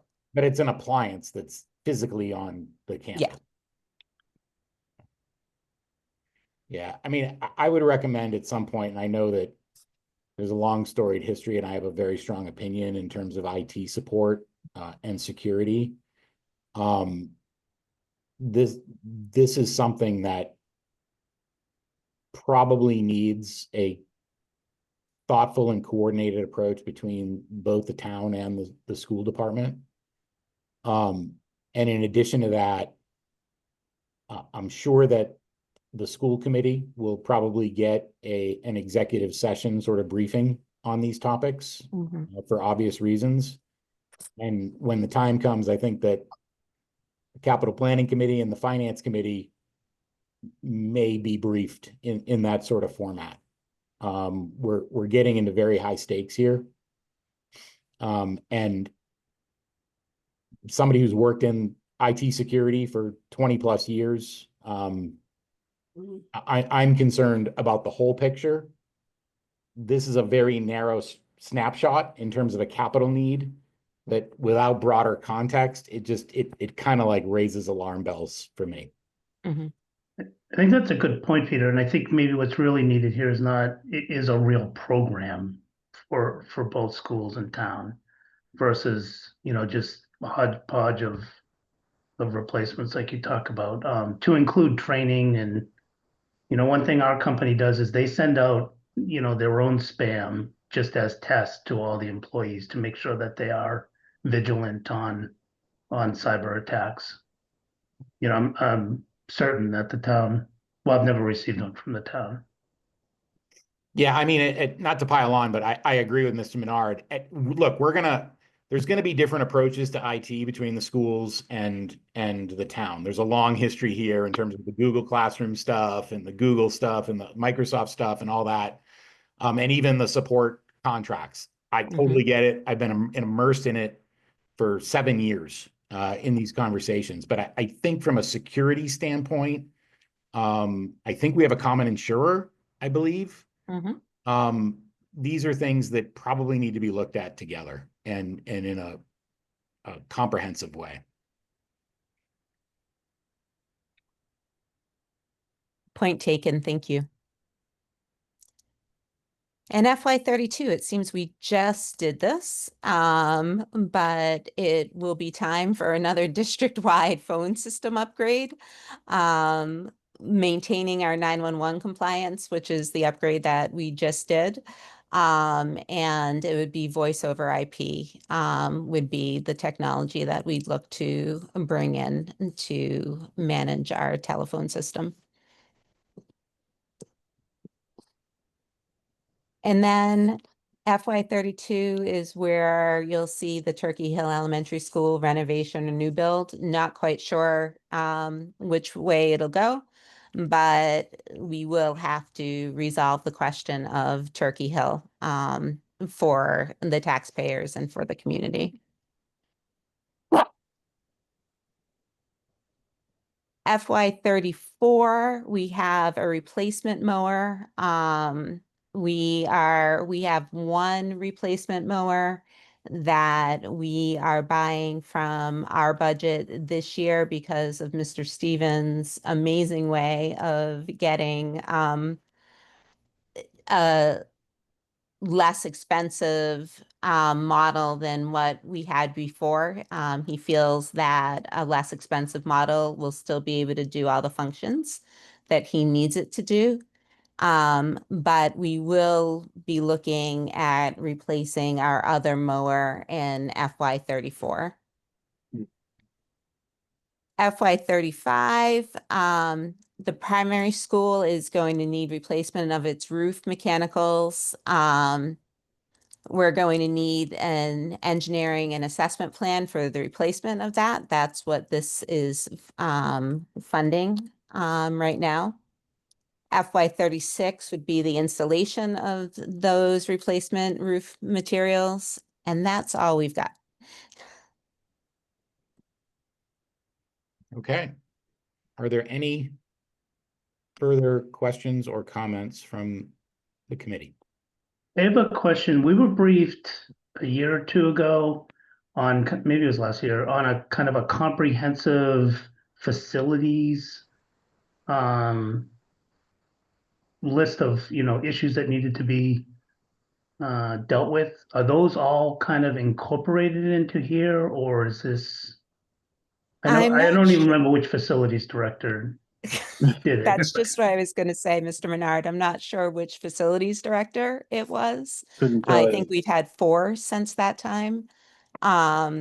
I believe some of that is incorporated here. However, I know Mr. Stevens has not done a full evaluation of everything yet. Has he Yeah. even seen those documents? No, Laura, you must have them, right? When was it from? I know we've talked about doing one, once Mr. Stevens had a grasp on all of the facilities, but I'm not aware that we've done a full assessment of our facilities, with projects that are gonna need to be done. I know I've been pushing for it. It just wasn't something that yeah, happened last year. I mean, I've been just kind of seeing what I see, on a regular basis, and we're just trying to integrate what I've seen just from the short time I've been here, but it usually takes a little while to see what's really there, So there And I was just a, haven't been here long enough. there was not a study of all the buildings in the way like we've done the facility studies like, with town buildings previously. But 2 or 3 years ago, we got sort of a comprehensive assessment of all the things. And if I recall correctly, and I can look in my email because I've got a pretty good archive there and share it if I can put my finger on what I think I recall. Yeah, I'll take any info you got. It's good I info. mean, obviously the thing I that just don't have the history, yeah, the document that I'm most concerned about is the document that I'm pretty sure you have, which is the one that was completed last spring, that we spent ARPA money on for Turkey Hill. That I think I've seen. Is that the one to make it all ADA compliant and all Yeah, that? it was a very comprehensive study, but there's a lot of individual lines on that, it was a, I had problems with it, but it was a comprehensive study. Anyway, and I think that should be the basis of whatever the school committee determines is the path for Turkey Hill, right? Like that was a good work that was done to help us determine that. And there are big decisions and trade-offs that are going to have to be made with respect to the future of how we educate elementary kids, right? Yeah. Was there a cost associated to bring that building up to where it needed to be? Because I know that there's the threshold of if it's, the cost to bring it is more than such and such percent. You know where I'm going with this, right? Yeah, the readout was done at a school committee meeting. Laura, help me out. It was in June. It was in May or June, and I believe the final cost was 16 million just for The reno? the basics, not to make it pretty on the inside. And I think it was 16 million, which I found to be very low from what I was expecting. It was 16 million, Laura. Yeah. I was just reading the report. Yeah, I mean, in my experience, when that happens, you do that, you're gonna get the low bid and they're going to come back at you with every little thing that they can't see, you know what I mean? And they're gonna nickel and dime us to death. And I can see that happening because I've seen it happen before. Well, So I'm just throwing that out there. Yeah. No, it also didn't really take into account like that we want to program the building like an elementary school in the 2030s. So, okay. Yeah, the total project cost in the end will be more than 16 million. That's the basis. And when we looked at the report, it was because at the time that we put out the bid, so that was a year ago, we weren't sure, and we're still not sure what the future of that building is. Is it going to be a town building for things? Is it going to remain an elementary school? So we needed a price to get the building up to where it needs to be, not just if it's a school, I see. but to maintain the building. So there will definitely be an additional cost to bring the school up to where a modern or I even see. somewhat modern elementary school needs to be, but Okay. 16 million is the base. Gotcha. Okay. So I'll But also as- look for those, I'm pretty sure it was the primary school and the middle high school that we were briefed on at finance committee, or at least sent the report. I'll look for what I had on that. But I guess my ask would be, I think if you go back, like Mr. Wanda had a great list of stuff, and then he retired and that knowledge was all kind of lost. And then we went through a bunch of facilities directors, and it seems like their knowledge is now lost. So I think it would be good if we're doing these if we're doing this analysis of where things need to get fixed and when, et cetera, that we actually put it in a database somewhere so that it's not, a start from scratch every time. I mean, hopefully, Chris, you're here for a while, Yeah. but I've been going through boxes trying to find everything I can. Okay. yeah, it's just like, Can let's you make it send that- digital and. Can you send that to me too, Chris? Because I'm aware of the Turkey Hill study one, but I know that it's been having some sort of somewhat comprehensive list of the buildings and looming projects. Like we know that we're going to need a roof in FY40 for something, that things like that are looming on the horizon, so we can just keep them in view. I've been wanting a list like that, but again, Mr. Stevens needed time to get to know all the buildings before we can ask for that. Yeah, I'll definitely look for it. Maybe it was a bad dream that I had, but but I'm pretty sure that we were given that at the finance committee.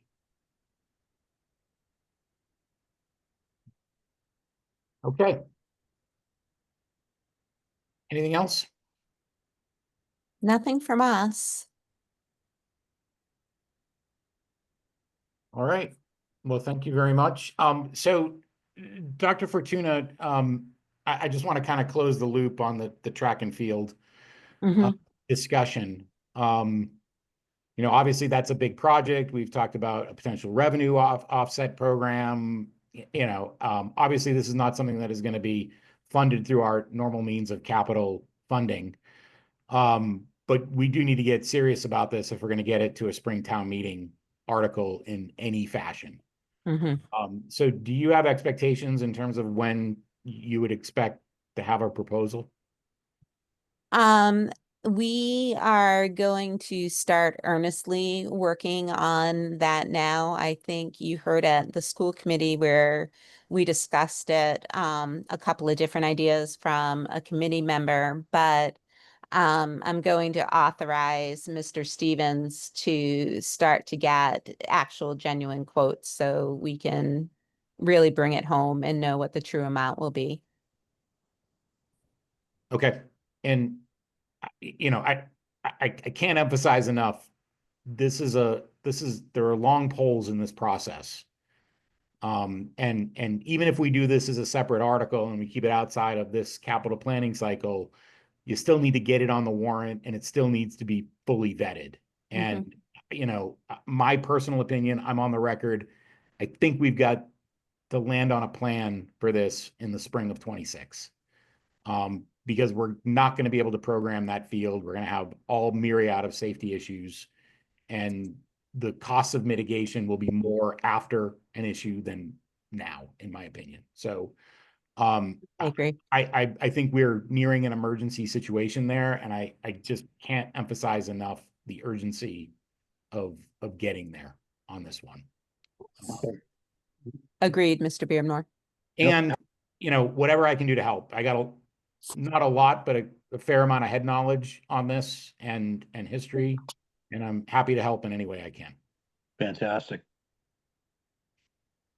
Madam I'll Town. definitely appreciate it. So Thank you. So I know that this is kind of in somewhat of an infancy in some ways, but also of a discussion, but also in some other ways, a discussion that's been happening for a number of years. How this is, I think you're right that we have a limited window here of project completion. before things go really south, over at that location. Um, how, without having done design and engineering, obviously, I think if we were to have first got design and engineering study, that would be several $100,000. Mhm. Without doing that first, how firm are we on the $2 million number? Because I would want to, as we approach this, think about being more because that design work hasn't been done, right? I would want to be more conservative and estimate that we need a bigger amount, because what I don't want to do is say it's a $2 million project, get town meeting authorization and find out that it's 4. I couldn't agree with you more. So my view on this is that we have pretty good content on this right now. And we've spent real money to do an assessment of multiple factors of this facility. I think, look, I don't know how you get to a design from where we are now. But my understanding is the documentation that we have in terms of an estimate was reliable documentation. It was included in the study that we paid for. Can I ask you, not having seen the study, did that study at the end have prepared bid docs as No, it did not. I'm concerned. Yeah. I just look, the only way we're going to solve this problem is when our paid staff makes this a top priority item, right? And unfortunately, we've had turnover, we've had budget issues, we've had this, that, and the other thing, and the ball just keeps getting kicked down the road. It gets kicked down the road. And I look, I don't know how we get there. Well, I guess that do we need to explore that there's this, a stop on the way here, that there is that next level of analysis done where somebody is, I do not believe that on the entirety of the school department's professional staff and in the entirety of the town's department's professional staff, that anybody has the skills or abilities to prepare those bid docs. I don't believe that that's something you would want us preparing. I would like an engineer to prepare those documents. And so how does that happen? Does that get rolled up inside of the appropriation? Perhaps it does, right? Do we go out for, say, it's a $2 million borrowing and we're assuming that $200,000 of that is going to be for that purpose, that we'll get the full authorization and then we'll break it out. I think that you don't want to say it's a $2 million project if it's 4. Or you do the engineering in the spring and do the project in November? Yeah, I know I agree with Madam Town Manager that we need a true engineering with the bids completed before we ask the townspeople for money. And I like Mr. Menard's suggestion that we figure out how to do that for the Springtown meeting. We present that at the Springtown meeting, and then at the fall special town meeting, be prepared to ask for the remainder. And I'm going to play devil's advocate against myself here, is that we also have inside borrowing capacity that we should utilize. So yeah, by the way, that was Mr. Bowen's suggestion. Oh, sorry, Mr. Bowen. To get full credit. If that's what it is, then that's what it is. I would like somebody to dust off the document that we got about 6 or 8 months ago and have our 2 facilities directors and our superintendent and our town manager look at that document and say, how far away are we from bid documents that we know based on the documentation that we have. And it's, by the way, the documentation that we have is broken up into 2 pieces, right? There's the track up and then there's the track down.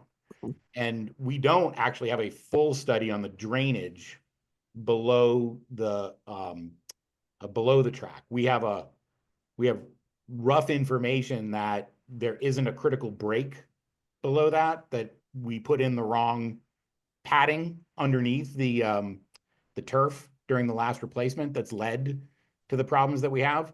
But it absolutely needs to be vacuumed out. There's things that are obvious that obviously need to be done in the course of replacing a track surface in a turf field. And I don't know that we have good quotes on any of that. So, I'd like to know definitively, if we were to follow Mr. Bowen's suggestion, what exactly do we need to do to get to town meeting? Because I don't know the answer to that question, other than, obviously I'm frustrated with where we're at. Is the retaining wall part of this as well? Yes. Mhm. Actually, 2 retaining walls. There's the big retaining wall that the press box sits on, and then there's the shorter retaining wall that goes from the track to the That one's in tough shape. The lower one is actually in pretty tough shape. they're They're both not great. there's different impacts when they go over. Right? So yeah.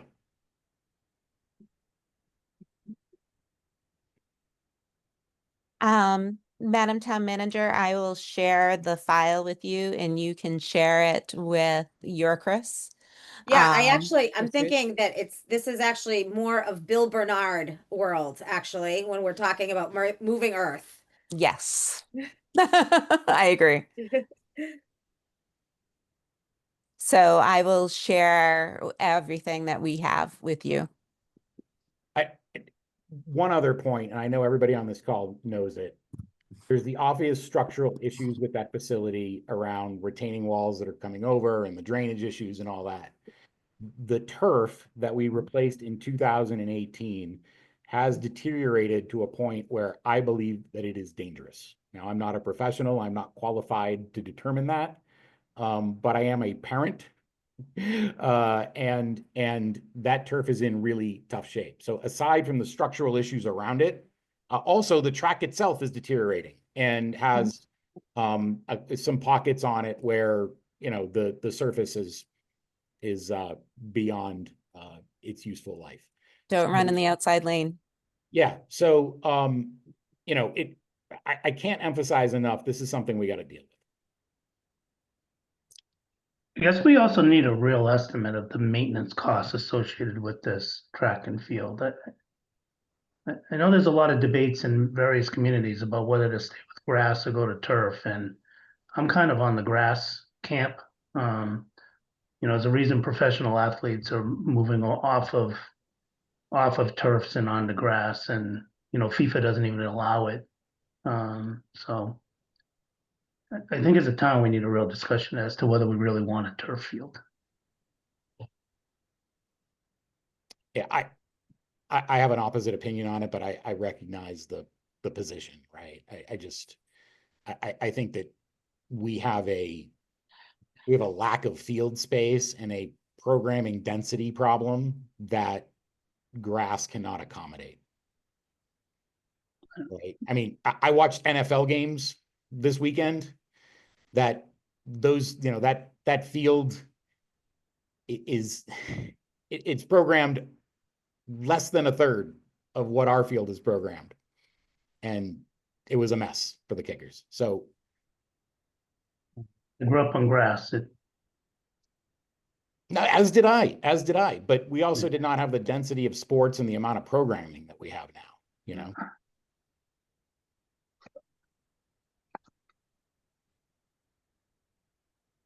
Anyway, okay. We good on this one for tonight? Yes. All right. Thank you very much, Dr. Fortuna and your staff. And we will look forward to reconvening to work through some of these issues.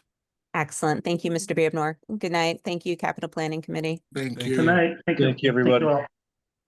Okay, next item on the agenda is discussion on finances for capital plan. So, Madam Town Manager, I will turn this back over to you. Is this the one you want to kind of incorporate into your? Yeah, I'll Sure. incorporate this kind of in a status update. I think most folks on the capital planning committee are aware, but in the case that you're not, we are having substantial transition in our accounting office. with the positions of finance director, assistant accountant, and payroll and benefits. The transition has not been smooth. The transition remains not smooth. The town has contractors in who are assisting us with the finalization of year end.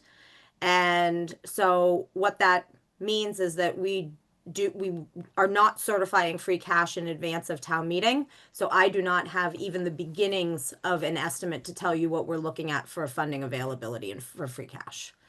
I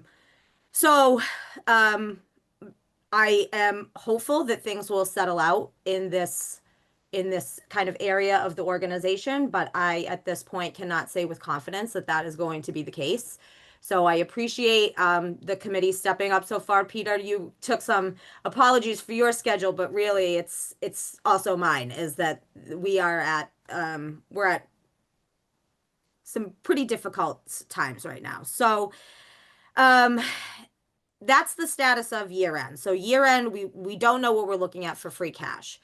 Now in talking about specific prior year capital plans, I was going to share my screen, but I can't. So I will circulate after the fact, but I was looking at, as one does, prior year capital appropriations and seeing what might still be available for use going forward, projects that for a variety of reasons are not going forward. And I had been presented with a prior year capital budget over the course several times, updated several times over the course of my tenure here thus far. And on that, so this is how an issue was spotted. On that, in the FY23 capital plan, showing on the FY23 capital plan is the primary school hazardous abatement for $371,000. It's showing an available balance of $300,000. In a conversation about this upcoming town meeting with our facilities director, I had mentioned that as a potential funding source for some capital projects, and he informed me that those funds had already been transferred at a prior town meeting. So in looking back, I confirmed what he said, and those funds indeed were transferred at the November 14th, 2023 town meeting. So at that time, it should have been closed out of that prior capital plan and showed a zero balance because it had transferred over. That happened sometime back in 2023 that didn't occur. Nonetheless, this caused me to endeavor on a project of tracing back capital plans through time, their funding sources, and each town meeting. And I went back to 2021. I did not go back further than 2021 at this point. But in doing so, I found that $300,000, as well as $25,000 that we had transferred for funding this capital program, was that same $300,000. So, and the $25,000 is still persisting on that old capital plan. So what should have happened after town meeting is that the finance director should have closed those accounts out, and they should not be showing balances.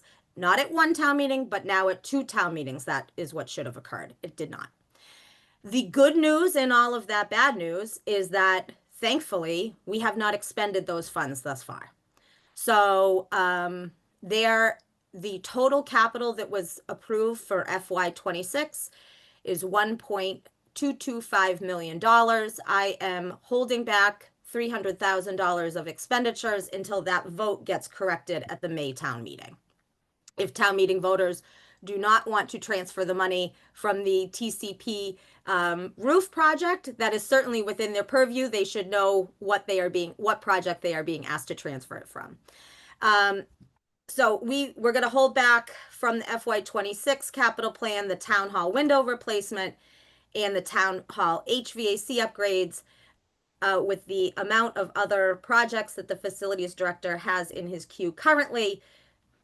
Putting these off till the May town meeting doesn't really affect that incredibly. So there are some other kind of similar cleanup issues, but none as bad as that one. I'm asking all department heads to close out what they can close out. Let me know what's available. So I'm looking at closing out funds available for reappropriation, but one of them that I had identified for appropriation at this special town meeting that I was most nervous about whether it still existed or had it been transferred and not recorded does still persist and exist. And so that's a FY22 appropriation for Ritter ADA ramp construction, $127,500.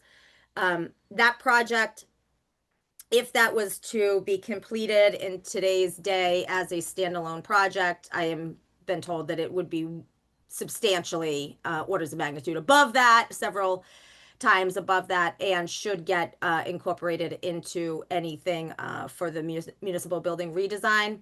So at the fall special, of that 122,000 that is available currently, I am planning to transfer, if town meeting approves, $50,000 of that to project estimators to assist both facilities directors of the town and the school with, when needed, using professional estimators to help estimate their projects.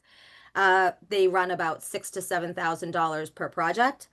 And the other project is we are working with consultants and have been working with consultants on exploring a stormwater utility for compliance with MS4, municipal separate stormwater sewer systems compliance, and there is a need for $42,900 in funding there. So the good news is that those funds persisted and had not been transferred, and I didn't have to walk back what I had been publicly saying for the past several weeks. But the bad news is that there's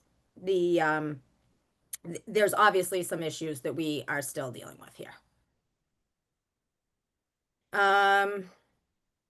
I think that that's it. Just one other kind of funny note on Capitol today. I heard from, we've heard about the facilities, well, the heat at TCP in the gym in particular being wildly hot and out of control, and we're spending a ton of money, and the heat is literally going out the window. Well, we are, as you're aware, there was funding at the annual town meeting to start decommissioning portions of TCP. We've been working on that with the plumbers in the building. Chris Ruth decided, let me just have them look at this. And he got out an old map or old set of blueprints, and he found a fan room. And he went to go find the door to the fan room.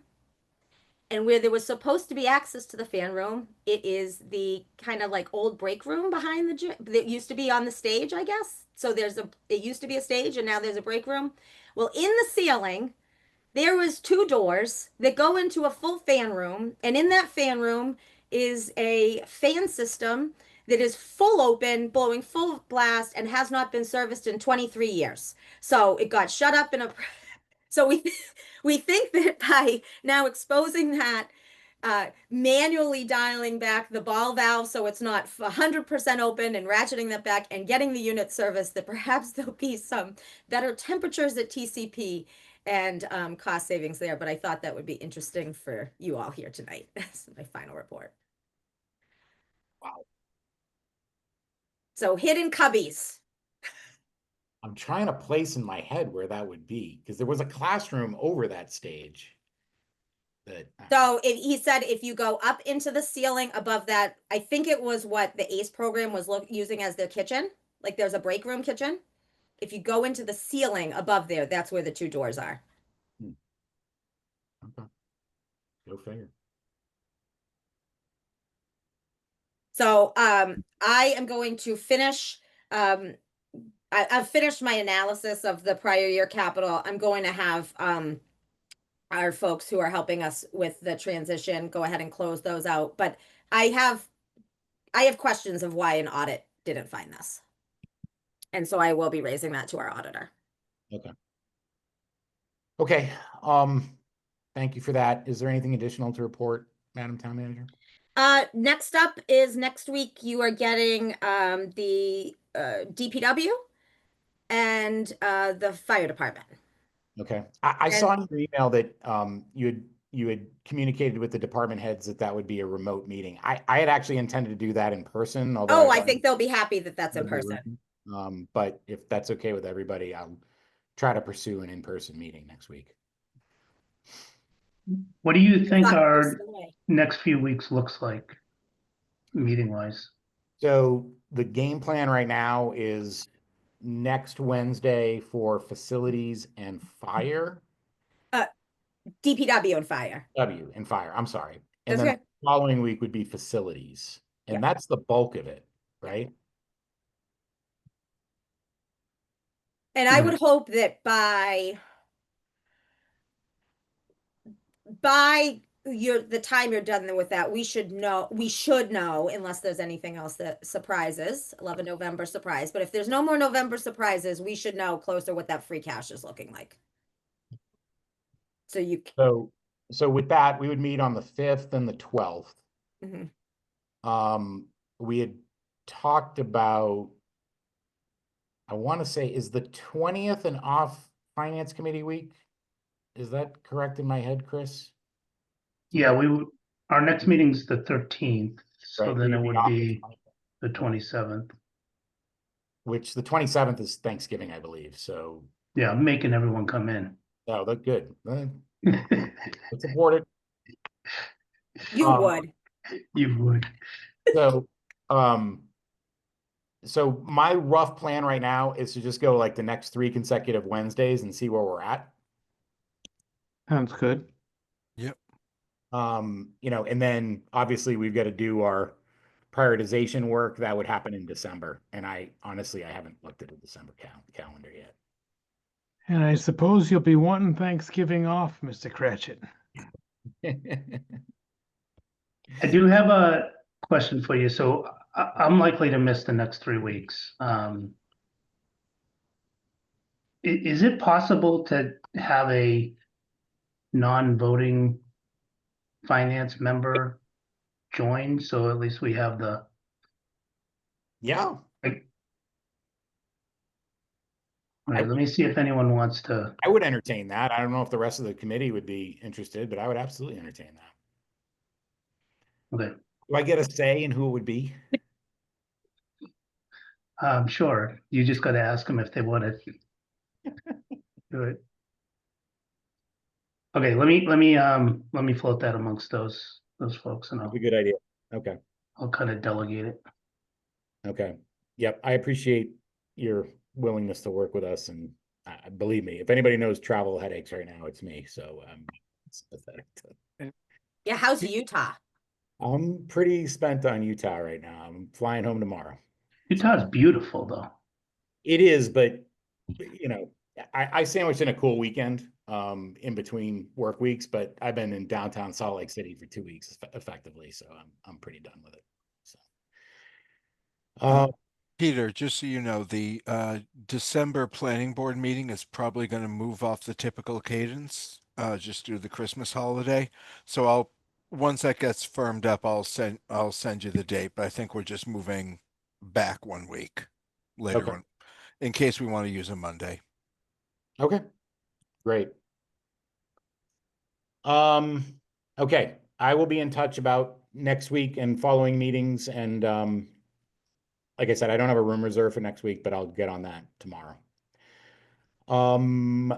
Okay, we have on the agenda next item, review fiscal policies. I said I would just kind of keep this on the agenda until we land a recommendation on this beast. I know that the town manager has advised me that this is not urgent, but I know that Mr. Bowen in particular has done a considerable amount of work on this. So I wanted to take some time to check in and see if he or anybody else has thoughts on the red line that we received from the town manager several weeks ago.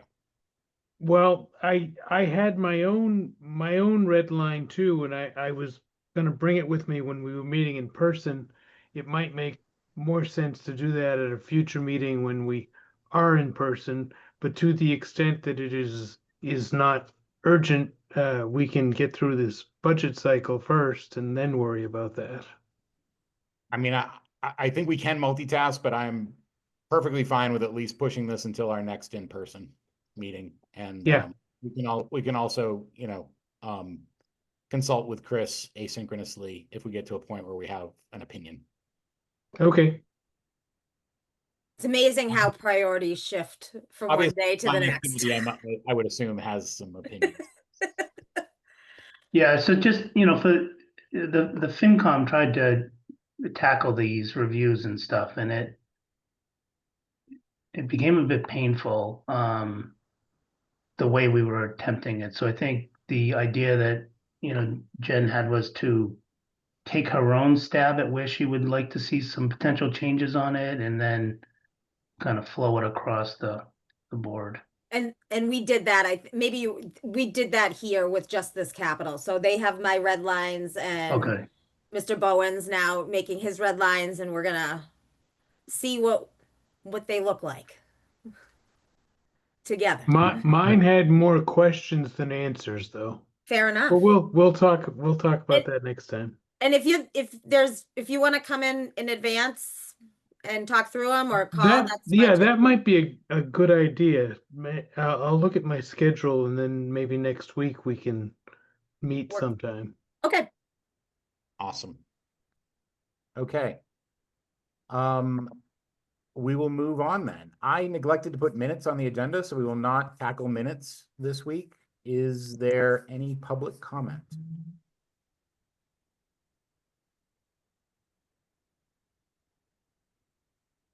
Seeing none. Is there a motion to adjourn? So moved. Oh, I'll second then. Yeah. All right, we have a motion from Mr. Menard, a second from Mr. Brenner, and this will be a roll call vote. Mr. Menard, Aye. Mr. Nizzolo, Aye. Mr. Bowen, Aye. Brenner, Aye. and I for myself. We are adjourned. Thank you very much, everybody. We'll see Good you next night. Night. Good night, Good everyone. night, everybody. Thank you.